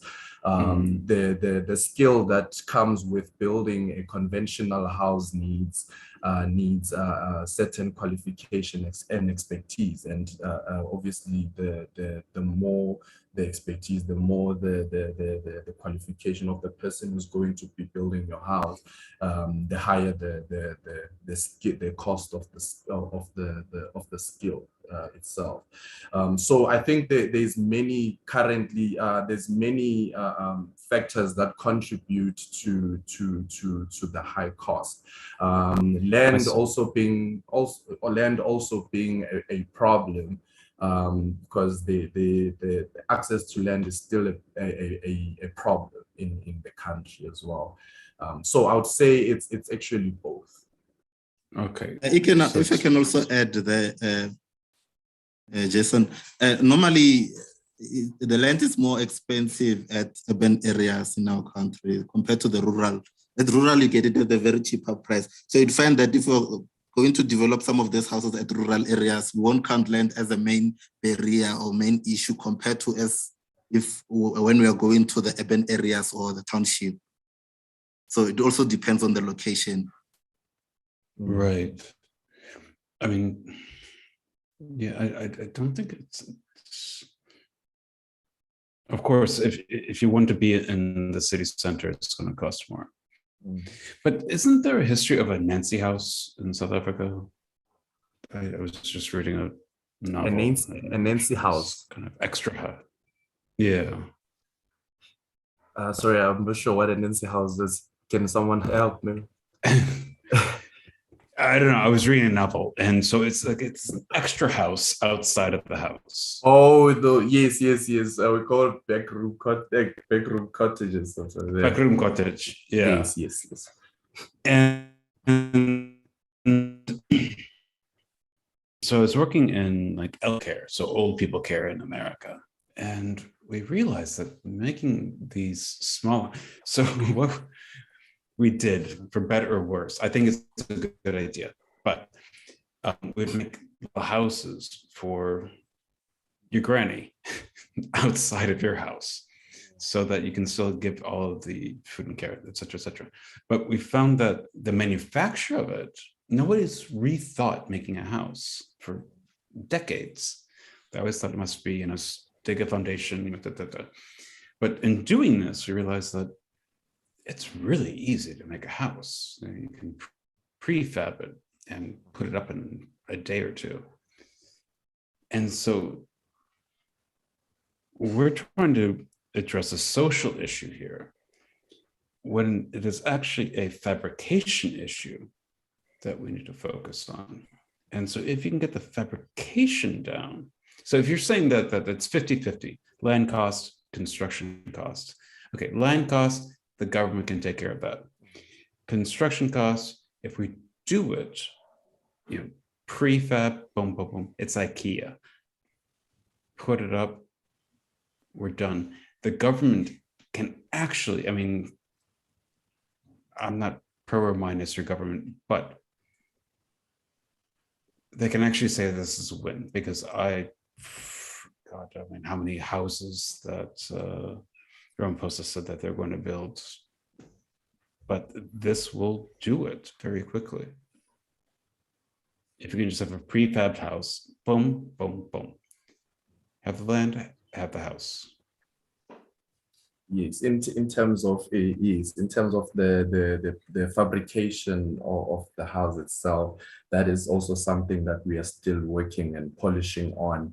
But we are looking for something that is definitely going to be replacing the current ways of building. I can put you in touch with people with that. We would really appreciate that. We would really appreciate that, because at the moment it's hard to even price or estimate, because we haven't really communicated with someone who is already in the space. You know, everything that we are thinking of is pretty much new. You know, so we as people who are introducing something that is completely new. You know, there's still a bit of more research to be done, but hopefully we should be fine by the time we do the first Exactly. pitch. So it should be a no-brainer for everybody on this. So I'll put you in touch with people who can manufacture these houses immediately it's about 3,000 US. 3,000 euros would be at 50,000 about 45 rand. 45,000 rand. Okay, yeah, you see that is on the low side, which is, if we can achieve something of that sort, then without plumbing and etc. So we'll have to add that. But yeah. So I'll send you some people who can do that manufacturing. Oh, 100%. And if they can do it locally, all the much better. Because remember now we're also looking at the recycling side of it. So if we can be able to source and fabricate locally, it should solve more than one problem, which is the housing. We should also be tackling waste as well. So it's gonna be a hitting two birds with one stone type of scenario. Exactly. Hopefully three. Birds are awful. Correct. So I propose we jump to the other group, because we'll be not on time. It's okay. So thanks a lot to the group WIBC. Now we'll jump to Chimolong Energy with Bami. Yeah, thanks, Ampo. And Matoke. So Bami, it's okay? You are ready? Yeah, sure. Yeah, okay. So the floor is yours. Okay. Let me just share my screen. All right, cool. Okay, you can see, I'm guessing. Yeah. Okay, cool. Hi everyone. Hi, Stefan. So today I'll be speaking about our idea, which is the energy savings marketplace. Essentially, it's by me and Brandon. Pressing next year, it's not exactly moving. So let me just see. Okay, cool. So essentially, with myself, that's Brandon, and we both are in the computer science space. Consulted for about 5 years in AI and machine learning. In a leading consulting firm in South Africa. Also helped drive and create SCADA applications for research projects in varsity. Brandon has a lot of mobile experience in Android and iOS, and he's a lead engineer on mobile and app projects as well. He's also worked on computer vision applications. And yeah, we've been working together for about 4 years now on different sort of solutions. Okay, and this presentation is not the most pretty presentation, but it has the information I'd like to communicate. Essentially, the field that we'll be working with is energy savings, and we want to make it easy for customers to use affordable and reliable energy, right? And as we know, the market for energy savings, or the market for energy in total, is is quite large. In South Africa, we're looking at about 3.6 billion market potential, and in about 5 years, we expect that $3.6 billion in market potential. In about 5 years, we expect that to grow to, I believe that's about 1 billion $1 billion US, and the market share in 5 years should be around 10%. We hope to grab. Maybe revenues could get to 5 million, but we're really hopeful about that.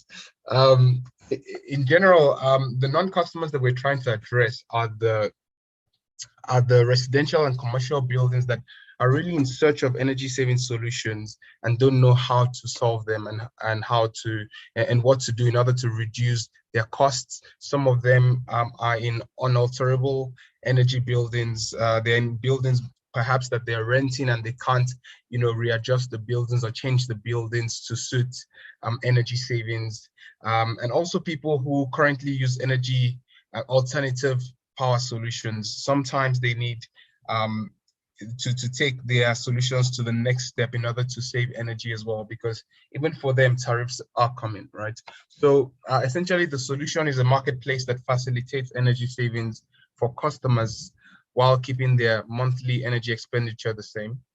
What we've tried to remove is the barrier to entry on energy saving solutions, the onboarding costs to energy saving, and also the single solution approach to energy saving. So usually what happens is most people have one thing that they buy in order to save energy in their household. So we're trying to open the market up a lot more. We've reduced the reliance on the energy grid by including all these other different energy sources. And we have really tried to create a zero additional cost to what the users would be doing to save energy, right? And then bringing all of those energy saving goods or services right to the user's doorstep. How do we do this and why now? We are looking at, because load shedding is a current problem in South Africa, energy is becoming more and more expensive.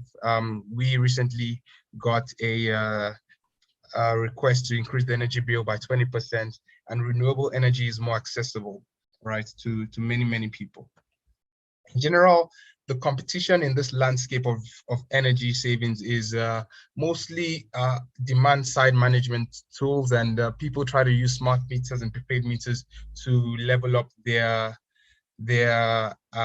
solutions. But this is how our solution currently looks with respect to the competition. As you can see, it alternates in that respect. So what is a typical usage scenario for a customer? What we like to think of is a person like you, Stefan, would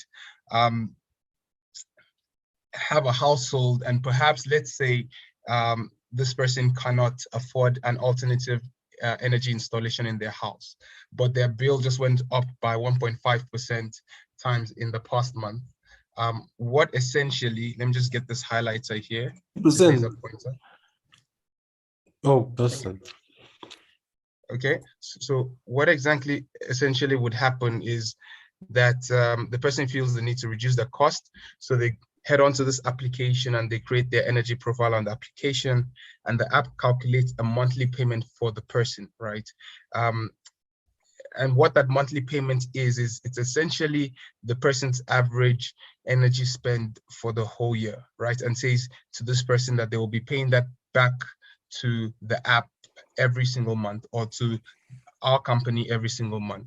So in return for that, the person gets a suitable recommendation for energy, and they make their choices within that budget, right? Then what happens is that the app connects the person to technical experts and delivers the goods to the doorstep. And these technical experts, of course, make that installation in order to save the person's cost. The person actually pays nothing extra except for their standard monthly payment, which is every single month on the platform. And the platform then pays the municipality bill on the behalf of whoever is paying that amount, right? The business plan here is that we calculate a budget for energy saving for the customer from their energy bill, right? So let's say the person wants to spend, so let's say the person every month spends 1,000 Rand on energy. From there, let's say we calculate a budget, which is on average 1,000 Rand. Then we use the average monthly energy bill to calculate a monthly payment, which is that 1,000 Rand that we're speaking about. So the person would be paying us 1,000 Rand every month. So then we recommend an energy solution within the budget to the user, right? So the budgets that we calculate, for example, would be based off of that 1,000 Rand, and we use that 1,000 Rand fully to some extent to buy an energy solution for the user. We provide the recommended energy solution on credit to the customer. So what happens is that we take that 1,000 Rand every month that they give us, we take a portion of the 1,000 Rand and we put that towards the credit that the user that we give to the user for the energy solution. Once the installation is done, the customers pay monthly rates to us. So instead of them paying their municipality bills, they pay the monthly rates, the monthly bills that they would have paid to the municipality, let's say that 1,000 Rand to us, and then we pay the municipality the whatever was left over for the energy spend while we keep the rest. So what that means is that we, from the 1,000 Rand that the person pays to us, we see exactly how much our installation for them or whatever we did for them has saved, or whatever the suppliers, sorry, not us, whatever the suppliers did for them has saved. And then we then pay whatever is left over to the municipality. And then let's say it was 30%, we pay 700 It's to the municipality. 4 minutes over. It's sorry. 4 minutes over. Yeah, it's soon it will be 9 minutes. Okay, so and then we keep the rest. Business Cool. model, you need to maybe to practice, to rethink about it. I think it should be very short and simple, but okay. But maybe finish if you have other slides just to show them to Stefan. Okay, so I think the last thing is just the experimentation details. It's just straightforward. The scope is South Africa, and then the contact is we hope to get the municipalities to help us pilot this. But yeah, that's it from my side. Thank you. Okay, great. So it's business model, not business plan. This slide before. Yeah. Okay. It's business model, not okay, but it's good. Congrats. Cool, very nice. Okay. We have in France the same business model. It's called economy d'énergie, energy saving. I think you have to check how they implement their solution because it's very inspiring for you. Okay, you have with your model, you have some results obligations.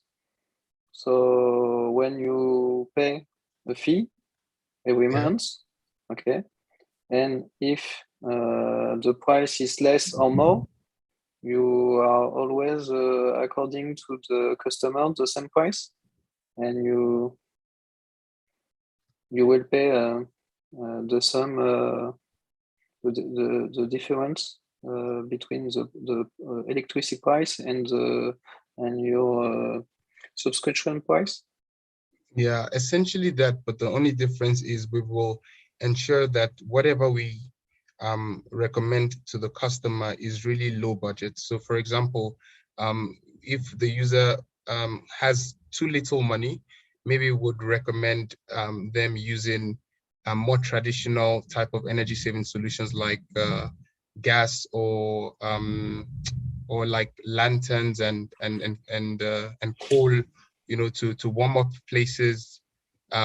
Meanwhile, and then deliver that to the doorstep. But then if it was very expensive, if the user had a lot of money that they're spending on energy, then we can recommend better long-term alternative energy solutions like solar installations and so on. So we want to make it in such a way that regardless of the user's energy spend, there's a recommendation that the app can make to them that would reduce it drastically, or reduce it to a large extent at the very least, so that we cater in for the loss just in case they overshoot and they don't, their behavior doesn't change.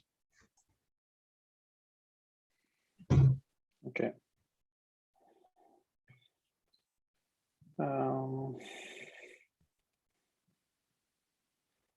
If the customer don't execute your recommendation, what it happens? If the customer doesn't execute the recommendation, then we take back the energy saving appliances. Regardless, the customer is tied to it because they pay their municipality bill through the platform.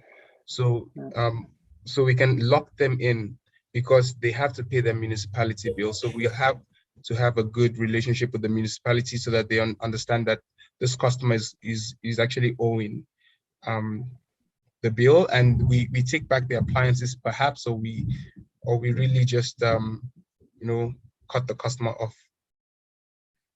Okay.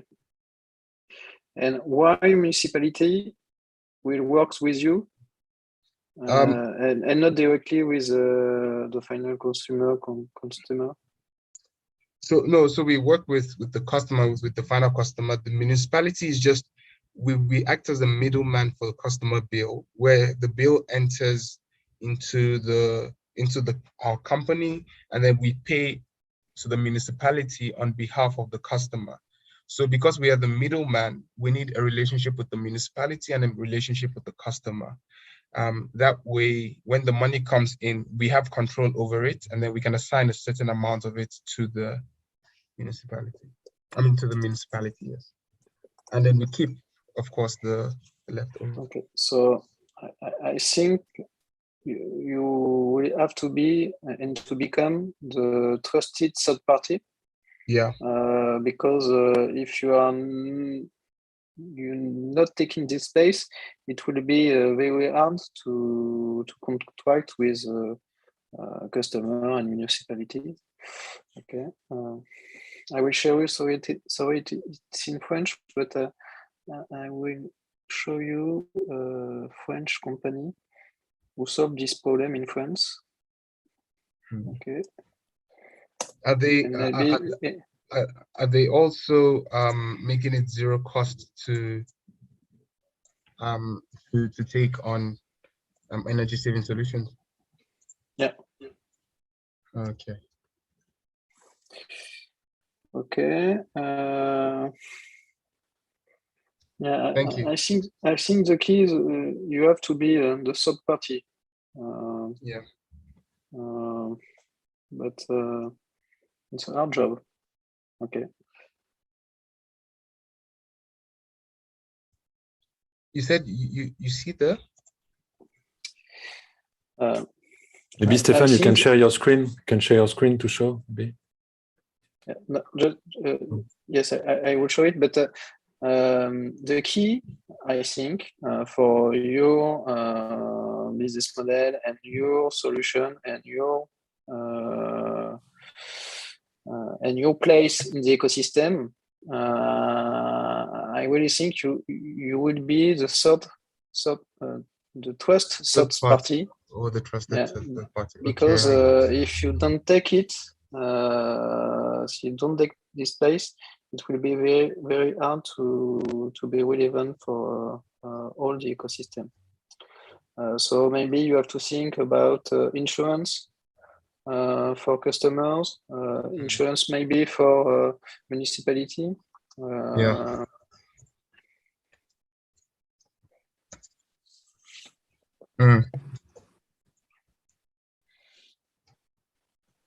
Okay, that's a very good one. Okay. Yeah, I think that's something that Jason was alluding to as well. Some other reactions or questions for Bami?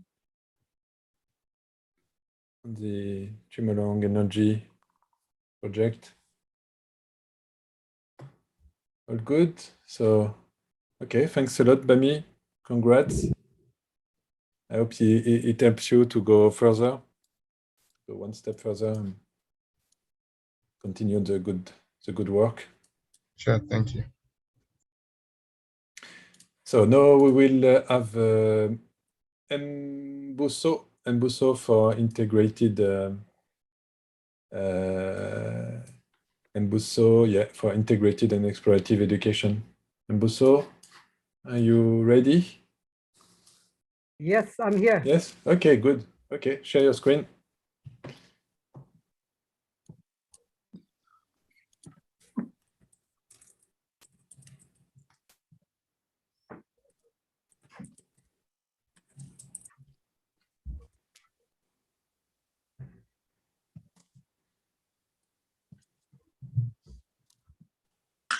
Please let me know when you can see. Yeah. Start when you want.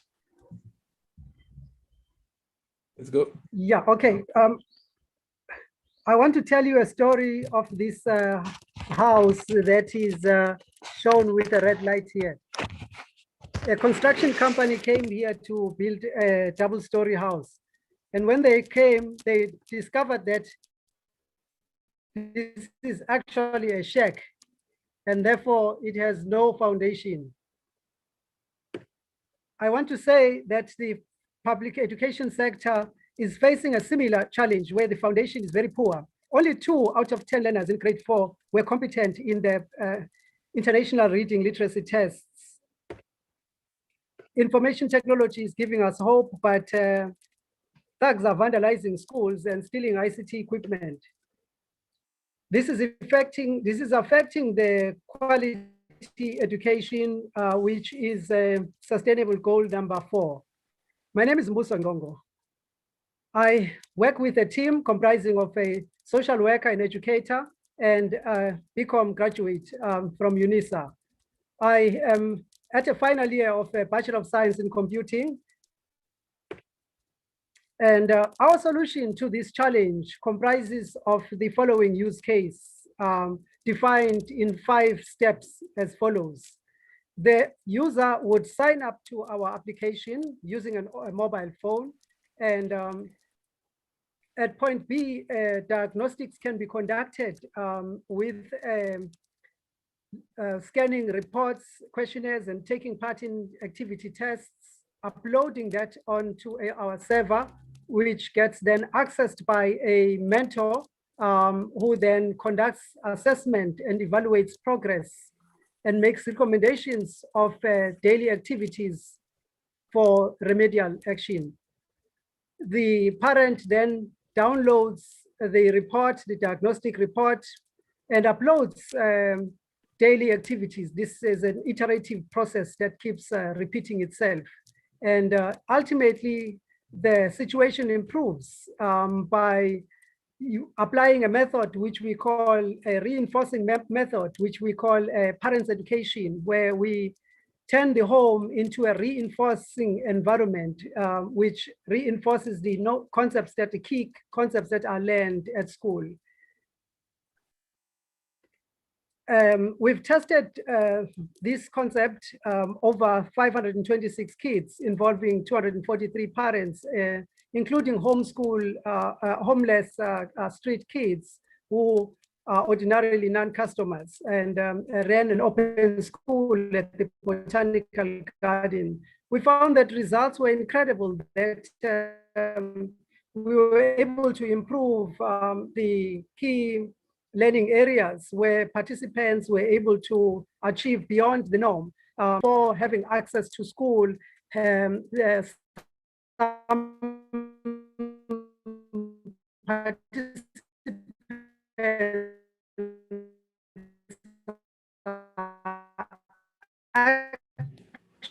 actually able to read and write at this level. So we found that our method. So we find that we have therefore in our operating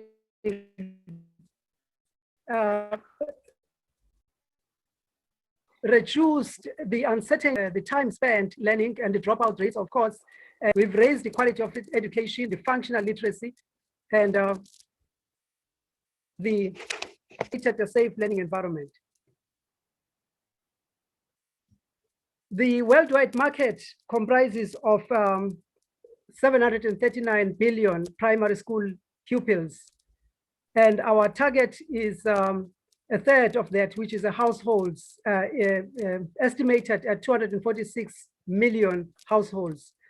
This is a market that is estimated at 20.4 billion over per annum if we are targeting a 1% in 5 years.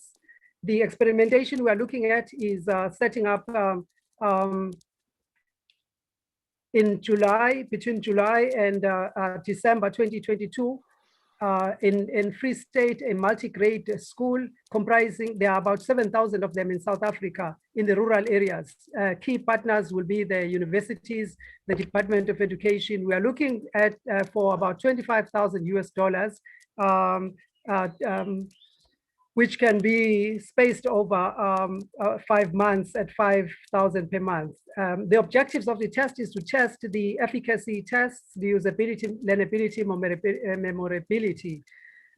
This complementary education compares favorably over the competing what is available at this point in time. We've engaged the stakeholders by talking to primary schools at quintiles 1 to 4 and ECD, Early Childhood Development Centers, as well as 243 parents. That concludes the presentation. And I want to say to you that we want to leave no one behind as we leap into the future of the 4th Industrial Revolution. Thank you. Congrats, bravo. So 5 minutes 30. Yeah, 30 seconds over. Thank you. Okay, quite impressive. So you will build a technical solution with a mobile, exactly? Please repeat the question. Have you a mock-up of your solution, or have I made the solution? Yeah. Yes, we have a prototype. We have working prototypes which we have tested over the 526 kids last year. We did a study, which one of the unfortunate aspects of it was it had not been approved by an ethical committee, and therefore some of the findings from that study could not then be used as considered unethical. But we do have a prototype, and our model is really working with parents, so that we find that by so doing, they are able to implement some interventions at home, which reinforce the concepts that learners learn at school. And therefore, we find that by so doing, we are improving the rate at which learners are able to understand these concepts. Okay. And if the parents don't play the game, your educators or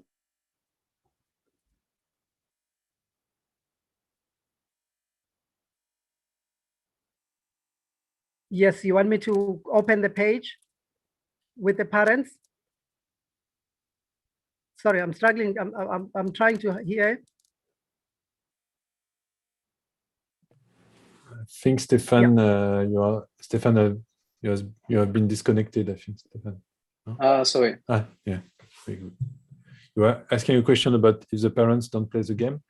Yeah, if the parents don't play the game and respect the rules, do you think the mentor can help alone the student?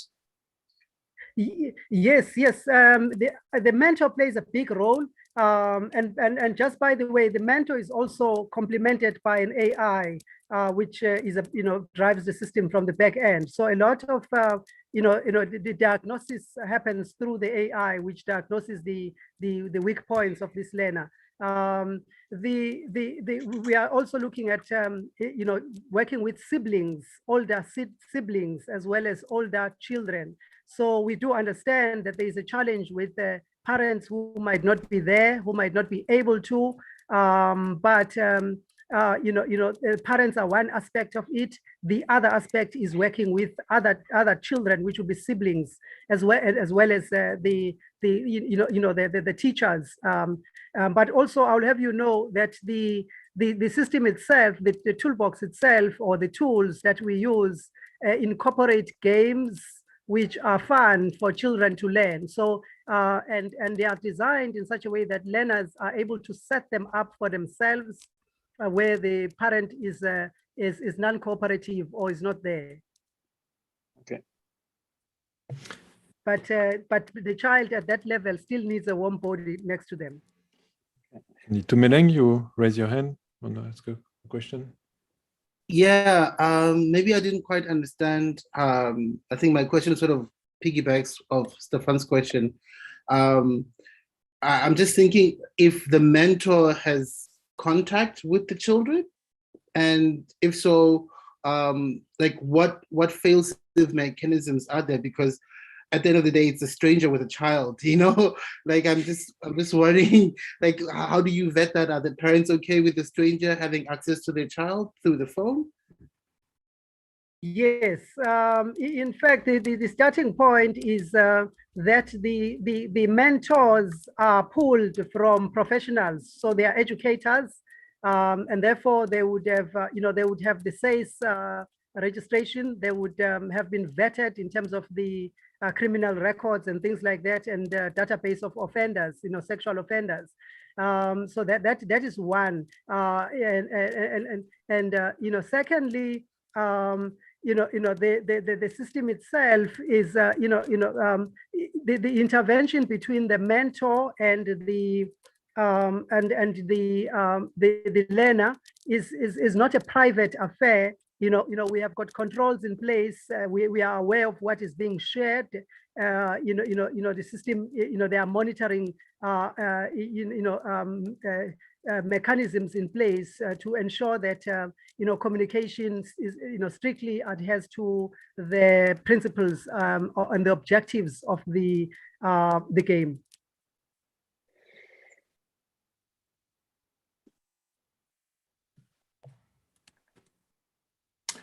Is there a last question for Mbuso? And your business model? The business model involves working with TVET colleges, universities, as well as the departments of education. We consider them as partners in this venture. There's money to be made via subscription model, where parents are subscribing to the facility. There's money to be made by conducting workshops to upskill them, as well as educators by conducting workshops which will upskill them. So there's revenue models to make money from that model. Okay. So thanks a lot, Mbuso. Congrats. Thank you. Thanks. Congrats. So we switch now for the last project we will have today. It's this Hydrodrip from Sami Mpugu and Yann-Olivier Axanier. So Sami, the floor is yours. 5 minutes pitch and 5 minutes question.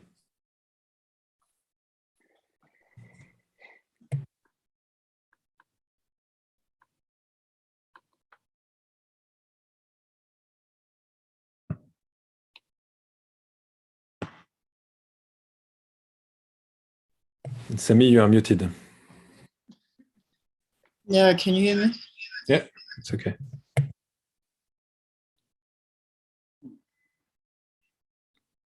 Yeah, so thank you very much. Give me 1 second to share my screen. Sure. Okay, can you see my screen now? Yes.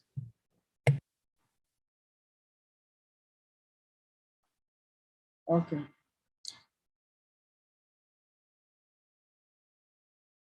So thank you very much. My name is Samim Pungu. I am the co-founder and CEO of HydroDrip.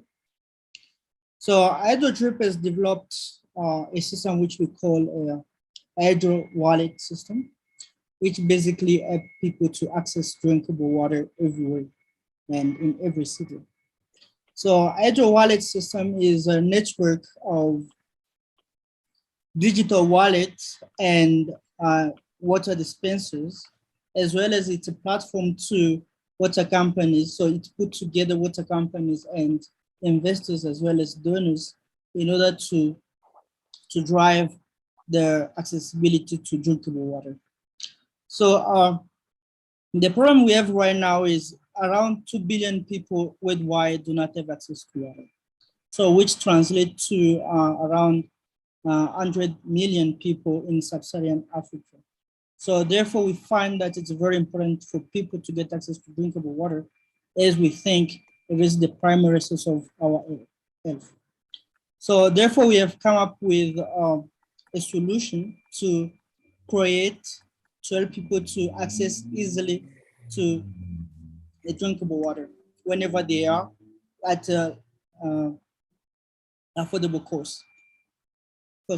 So our solution first is to help people to get access to water everywhere. So that's what we've created. It's a network of dispensers. So people will not struggle to get access to water. They just use our Hydro Wallet application. I mean, later I will explain to you how it works. So, and then we reduce the price and we reduce the pollution in terms of plastic pollution or plastic packaging. And then it's very environmental friendly. So therefore here we have the, sorry, give me 1 minute to switch to my,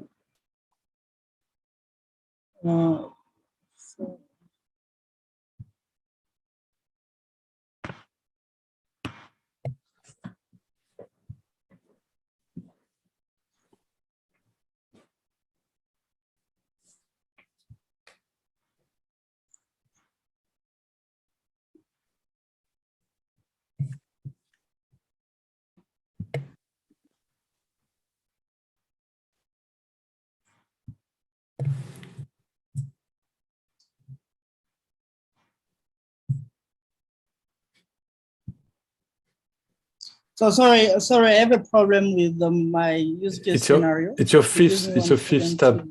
It's your fifth tab. You need your fifth tab. The tab you need to select your tab in the fifth tab in Firefox. It's already open. I see HydroDrip usage scenario. It's open.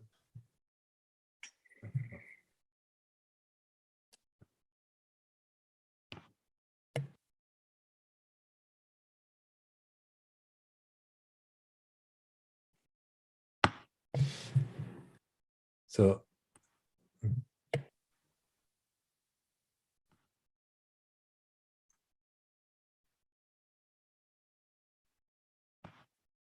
maybe you can explain it.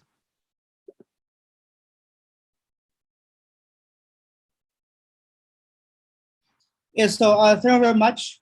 So this is Landry. So first of all, Landry is wondering how he can stay healthier, because in the community where he's living, he can't get access to an affordable drinkable water. Instead of just, he can only find bottled water. So he went to university where he's studying. He found out that he has a friend that might help him to find out a solution. And then he discovered Hydro Wallet. And then his friend told him that Landry just need a container of water to get access to the service. So Landry went to the platform and then grab his container on the platform and register on the platform. And he got the profile validated. And once he got his profile validated, Landry wanted to charge his wallet.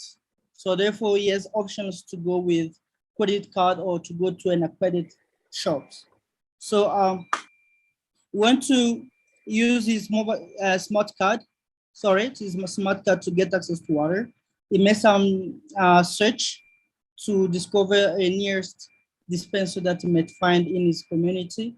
So therefore, he scanned with the QR code to the mobile application to find out which amount he can pay, so to get access to a desired amount of water.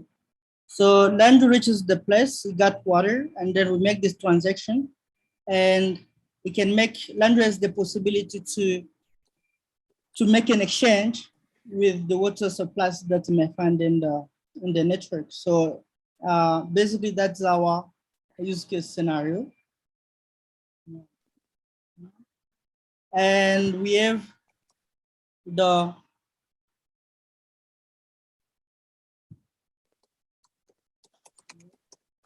should I show the to-be strategy canvas? No, it's okay. It's okay. I think we have the idea. Should I show this the to-be strategy canvas? So, sorry, you want me to show it? Okay. On the I didn't get what you want. You want me to show the strategy canvas?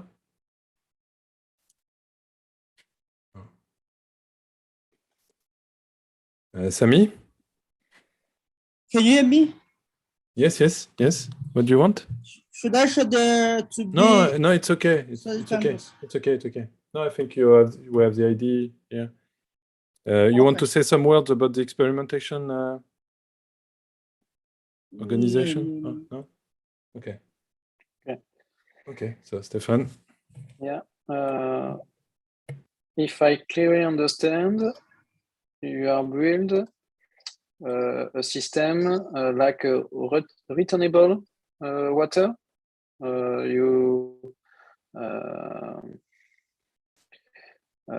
Returnable Alban, la consigne. Do you? No, it's not about that. It just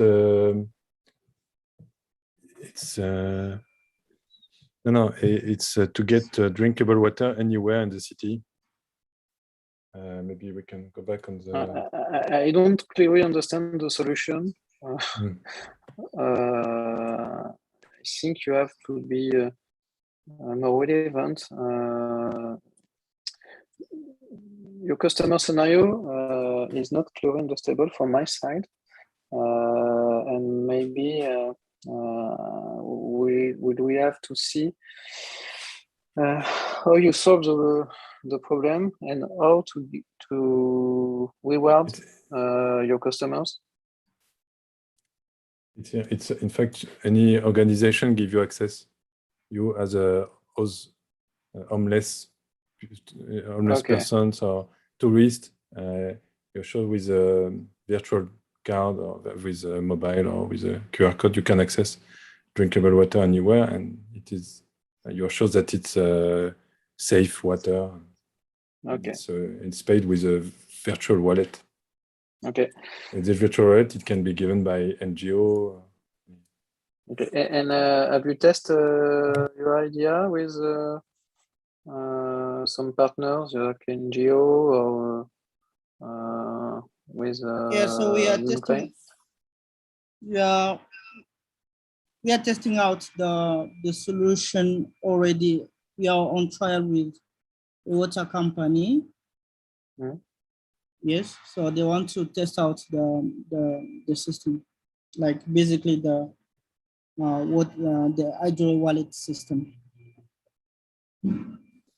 Okay, and what is your business model?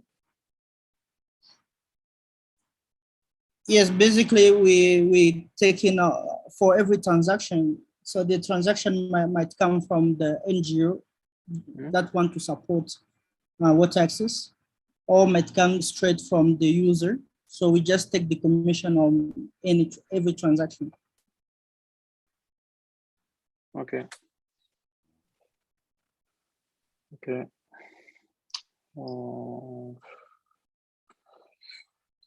I think maybe you have help you with some slide to relate your story because it's not very easy comprehensive with your way or you present your solution. Maybe you have some comment, Alban, with No, yeah, of course, it's not finalized presentation. It's just, yeah, Sami was not available today and he was not, yeah, he just, so with this team. And so, of course, Sami, you know, you have to, yeah, to follow this, the same, yeah, template or presentation step by step, like the other groups, and it will be more clear and more easy to understand. Step by step, you need also, yes, this experimentation details to ask for, to show what you need from the cities or from the partners for your experimentation. Yeah, I think the idea is interesting because it makes this drinkable water in South Africa. It's quite a dry country, so it's an internship and a lot of homeless and poor people don't have access to drinkable water. It's a big issue.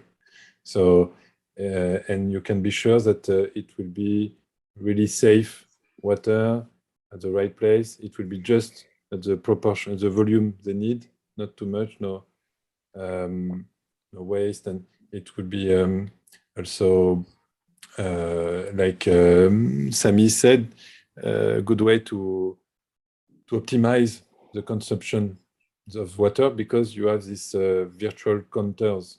You count virtually, and if you don't have used all your water for the day, you can say it, and it can be used as a virtual credit by somebody else. You see, and next time you will have less water on the day after. You see. So it's, in my opinion, it's interesting. There is certainly something. I don't know who want to react or ask question to Sami. Sorry, can you repeat your question? No, I asked to the entrepreneurs and to the coaches and Jason and George if they have some question for you.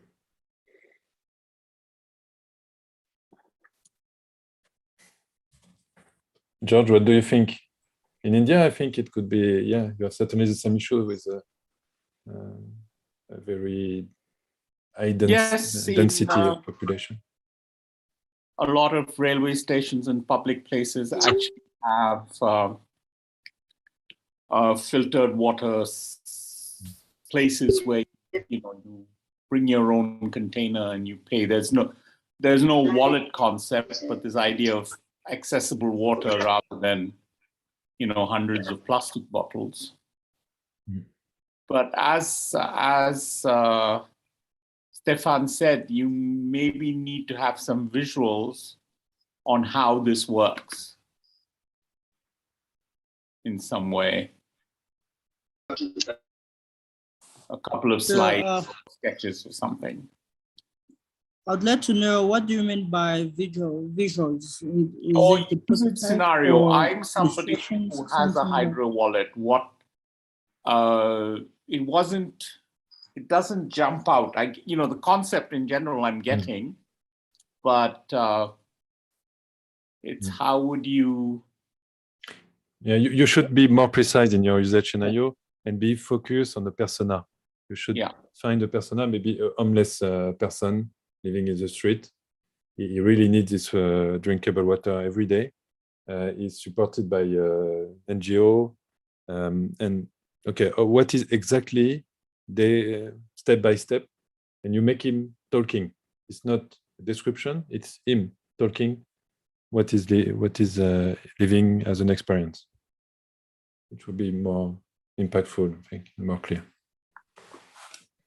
And it's not just homeless people, everybody needs water. Tourists easily available, and you could maybe cross-subsidize people who pay for the convenience and homeless people who pay for just getting access to water.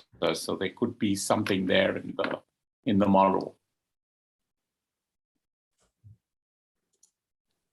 Because otherwise you have to carry your you have to buy a bottle of water when you're, I don't know, taking the bus, taking the train, walking, whatever. So if water is freely available, but the how doesn't come through very clearly in your usage scenario.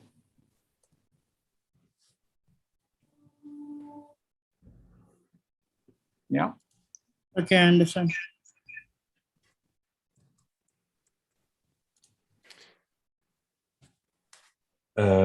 Okay, so congrats, Sami. Thanks a lot for joining us.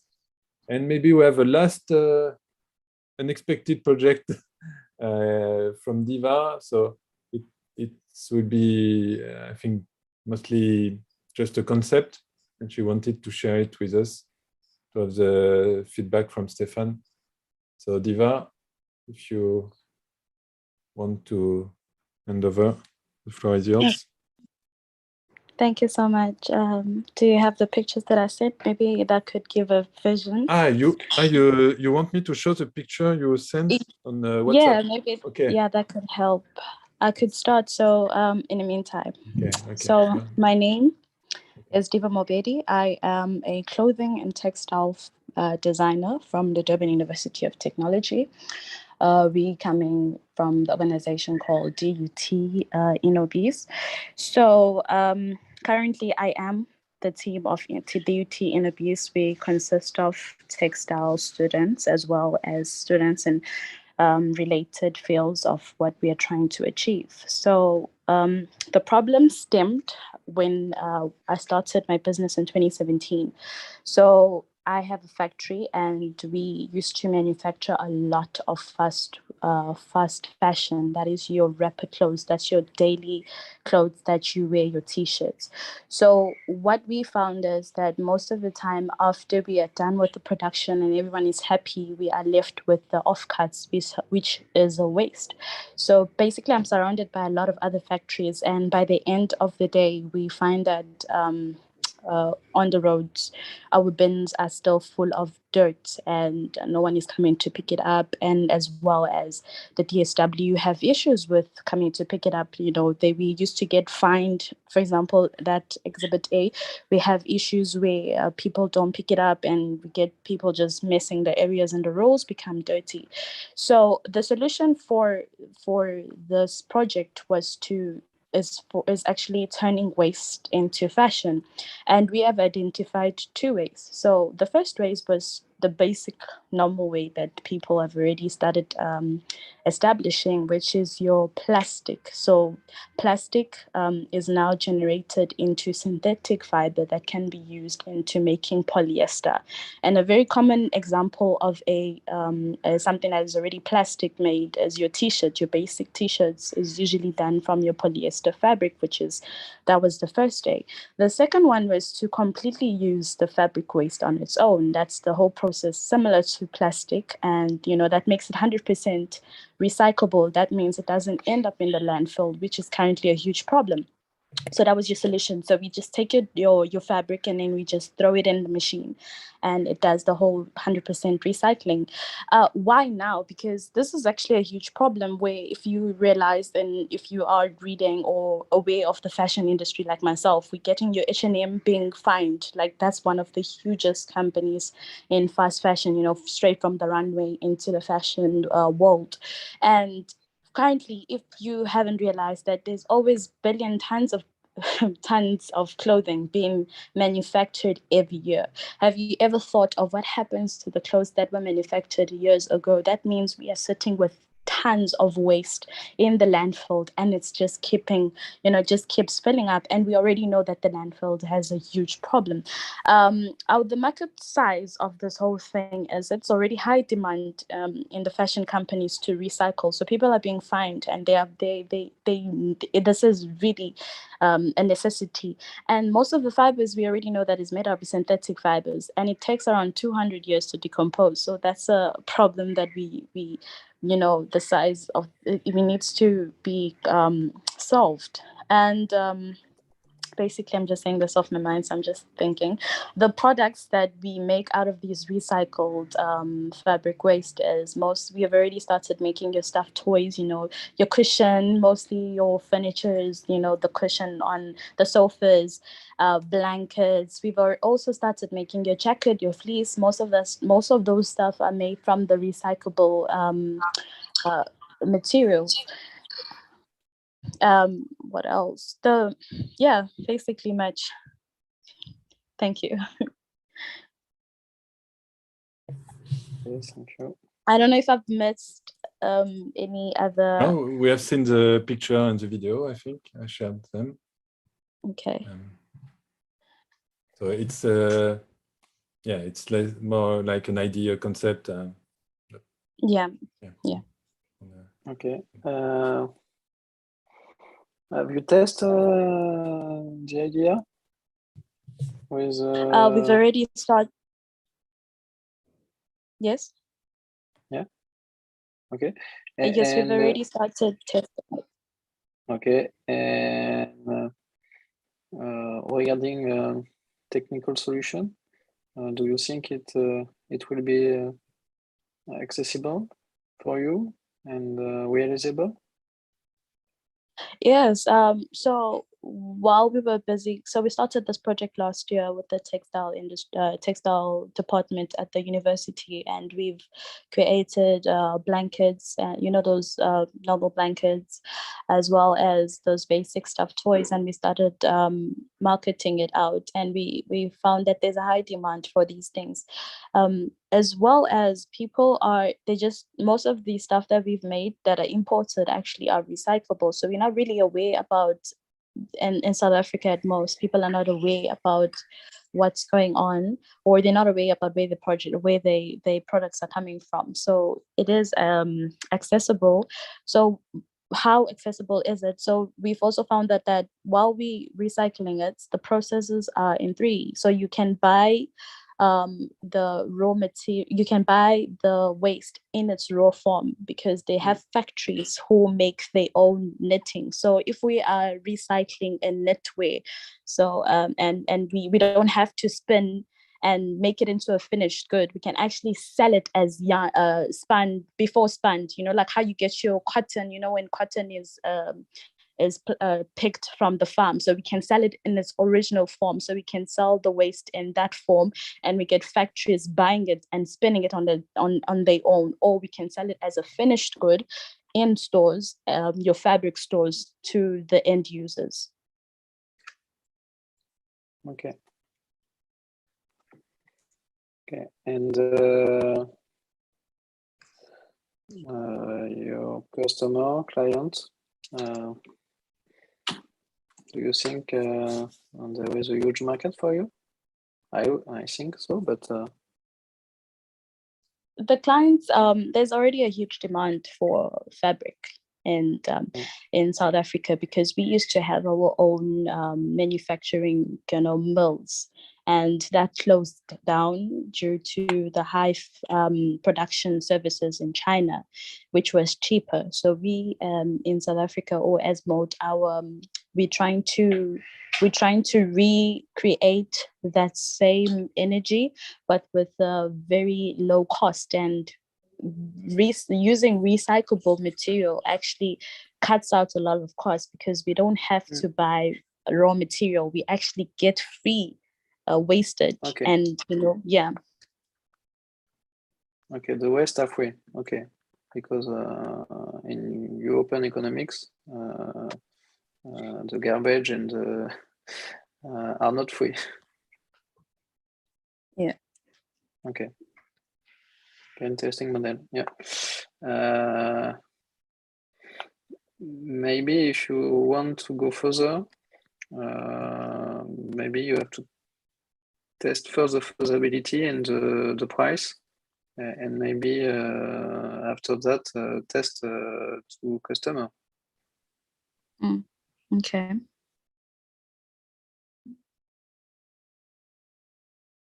But if you have the ecosystem, I think all the ecosystem with you, maybe it will be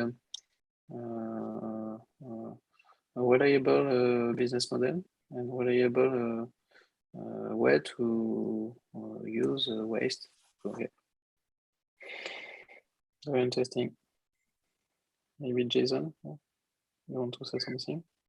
Oh yeah, to me, it's upending the idea that you have a production product waste instead of seeing it as a continuum. So I think just kind of as a mindset, you're really on the right track of that we don't have to have this raw material production waste and begin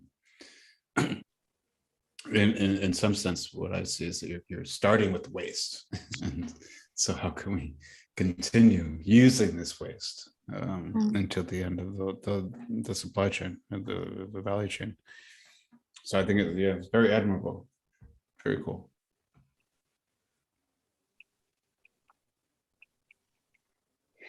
You have all the ecosystem to realize a prototype, or you have to contract with. I think the video we have seen, it's a prototype, no? Well, yeah, the video we actually had to request to go to a recycling place to see if it's going to work, because we don't have the whole system. So we were just trying to see the prototype, and that's where we got the blankets and the minimum stuff that I told you about.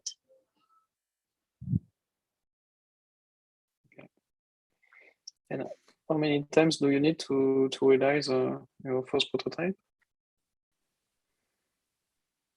With Sorry, the whole value chain? How many times do we? Do you need to realize your first prototype?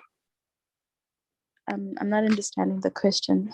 How long will it take you to create the first? Oh, thank you.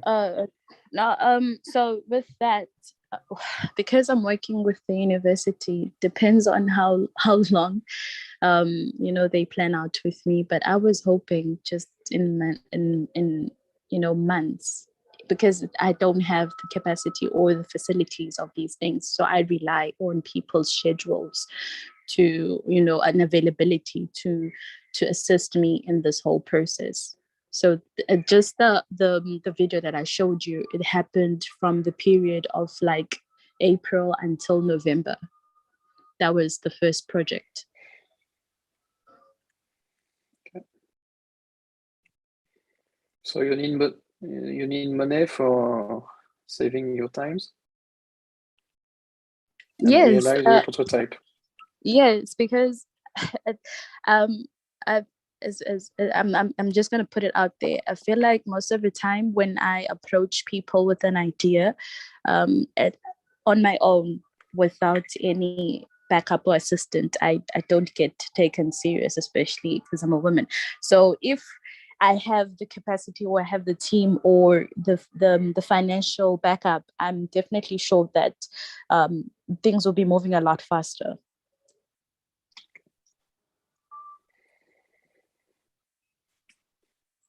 Okay.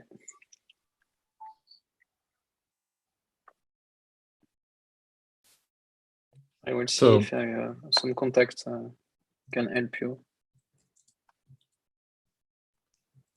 Thank you. So maybe Diva, for the next time, for the 17th, you can prepare, more bigger content, more slides to be ready. Okay. And you can also create a project on the platform to produce metrics and everything. Okay. Okay.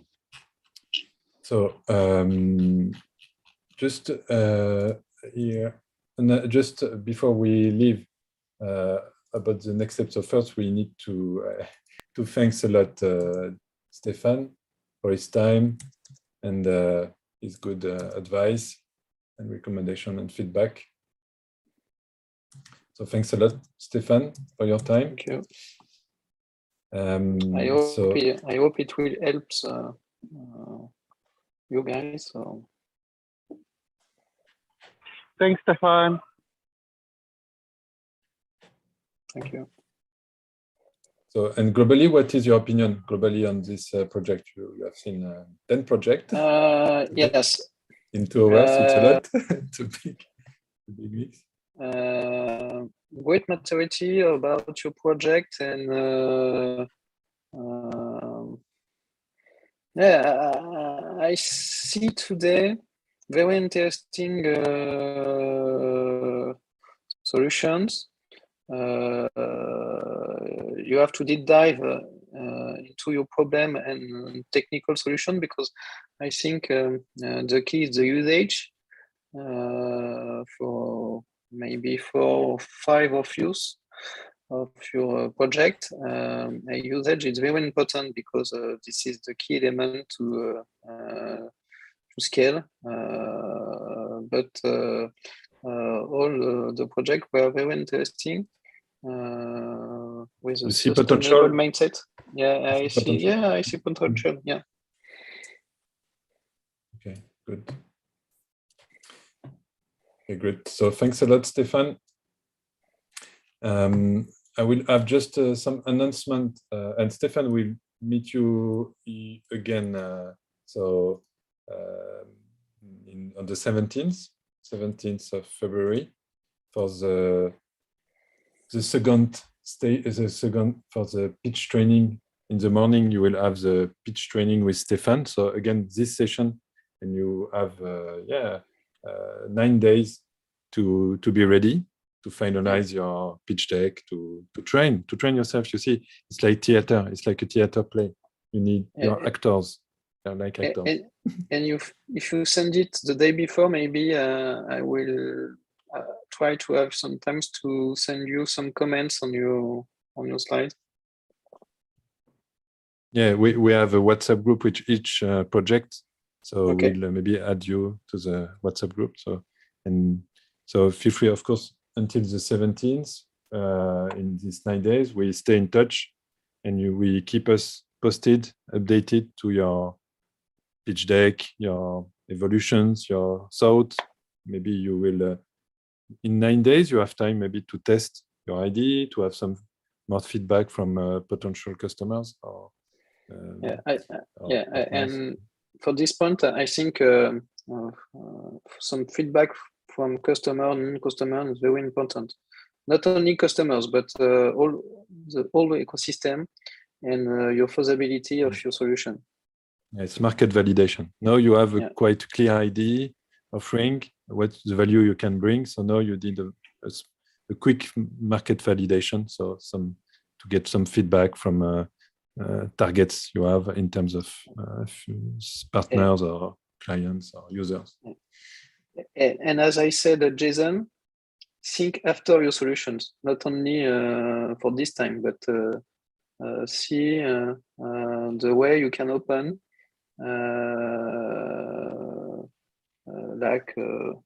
solve a big problems or new way go to further. scale. Bring a vision and go further. Don't be stuck in one solution, but go further. Bring a vision. It's very important. One step further. So on the 17th in the morning, we'll have Stefan in the same session. 2 hours, 5 minutes pitch. You pitch 5 minutes, and you have a Q&A session 5 minutes to train you and to make you ready for the pre-jury. The pre-jury we'll have with all the coaches, with George, Jason, Stefan, me, but also with Stephen Lee, the general manager of Veolia South Africa. You see this guy at the inspiration, at the invited guest sessions. He was very inspiring, very open mind. So I'm sure he will bring you again some good feedback, and it will be also a selection. So we'll decide after this third session in the afternoon of the 17th, we'll decide which projects are ready to pitch on the final jury on the 22nd in front of the city representative, also Veolia and UNISA, University of Pretoria, Chamalong, Baobab, and so on. All the partners, all the stakeholders of the program. And the cities will decide to have your experimentation on their territory or not. So it will be, yeah. And I wanted just to share with you a tip. You will see now a new button appeared on your on the platform for your project. It's called Reorder Key Elements for the 2B strategic Canva. If you click on this magic button, it will normally solve most of the problem you had with your strategic Canva, for the reorder and things. For the reorder. One other tip is you need to have always price. Yeah, price, it has to appear on the, so if you raise or reduce the price, you need to have it in your matrix. To have its price, it's always at the first position of the Canva.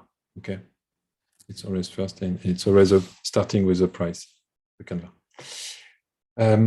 Okay, so on the 10th, of February, so in 2 days, we have a very important session. It will be 2 hours maximum with the coaches to discuss the next step after the 22nd of February, especially the 6 months hotline support and with the platform. So if the coaches, you can join this session on the 10th in 2 days, it will be very great. Do we have some last questions or feedback or comments before we stop here? We'll share also the replay, the video replay, and you can see again your pitch and the reactions, and also pitch from other entrepreneurs. It can be very useful. Do you have questions or comments? It's okay. Yeah, Itumeleng? No, I was going to say thanks everyone, and thanks to Stefan for the recommendations and the workshop. It's been a great journey, and it's been very helpful. I look forward to the 17th and just having a much more fun and polished product. Thanks. Thanks to you. You're welcome. George and Jason, some last, and Stefan also, some last comments or tips or for the conclusion? Go further and enjoy. Yeah, the base has been set up now, as Stefan and Jason said. In the next few days, see if you can push it a bit further, talk to some customers and non-customers to get sort of a voice of, maybe you can have one slide with what 3 or 4 people said, so that it makes it alive. It makes sense. It will give you impact on the job. Yeah. Jason? No, just that, yeah, make it alive. And like I've been trying to do is to push you a little bit further out, and assess it, see how people react to it. It's very important. Yeah, continue the good work. I think it's very good work, yeah. on the good way. So let's see on the 17th, and we stay in touch on the WhatsApp group with each team. So see you.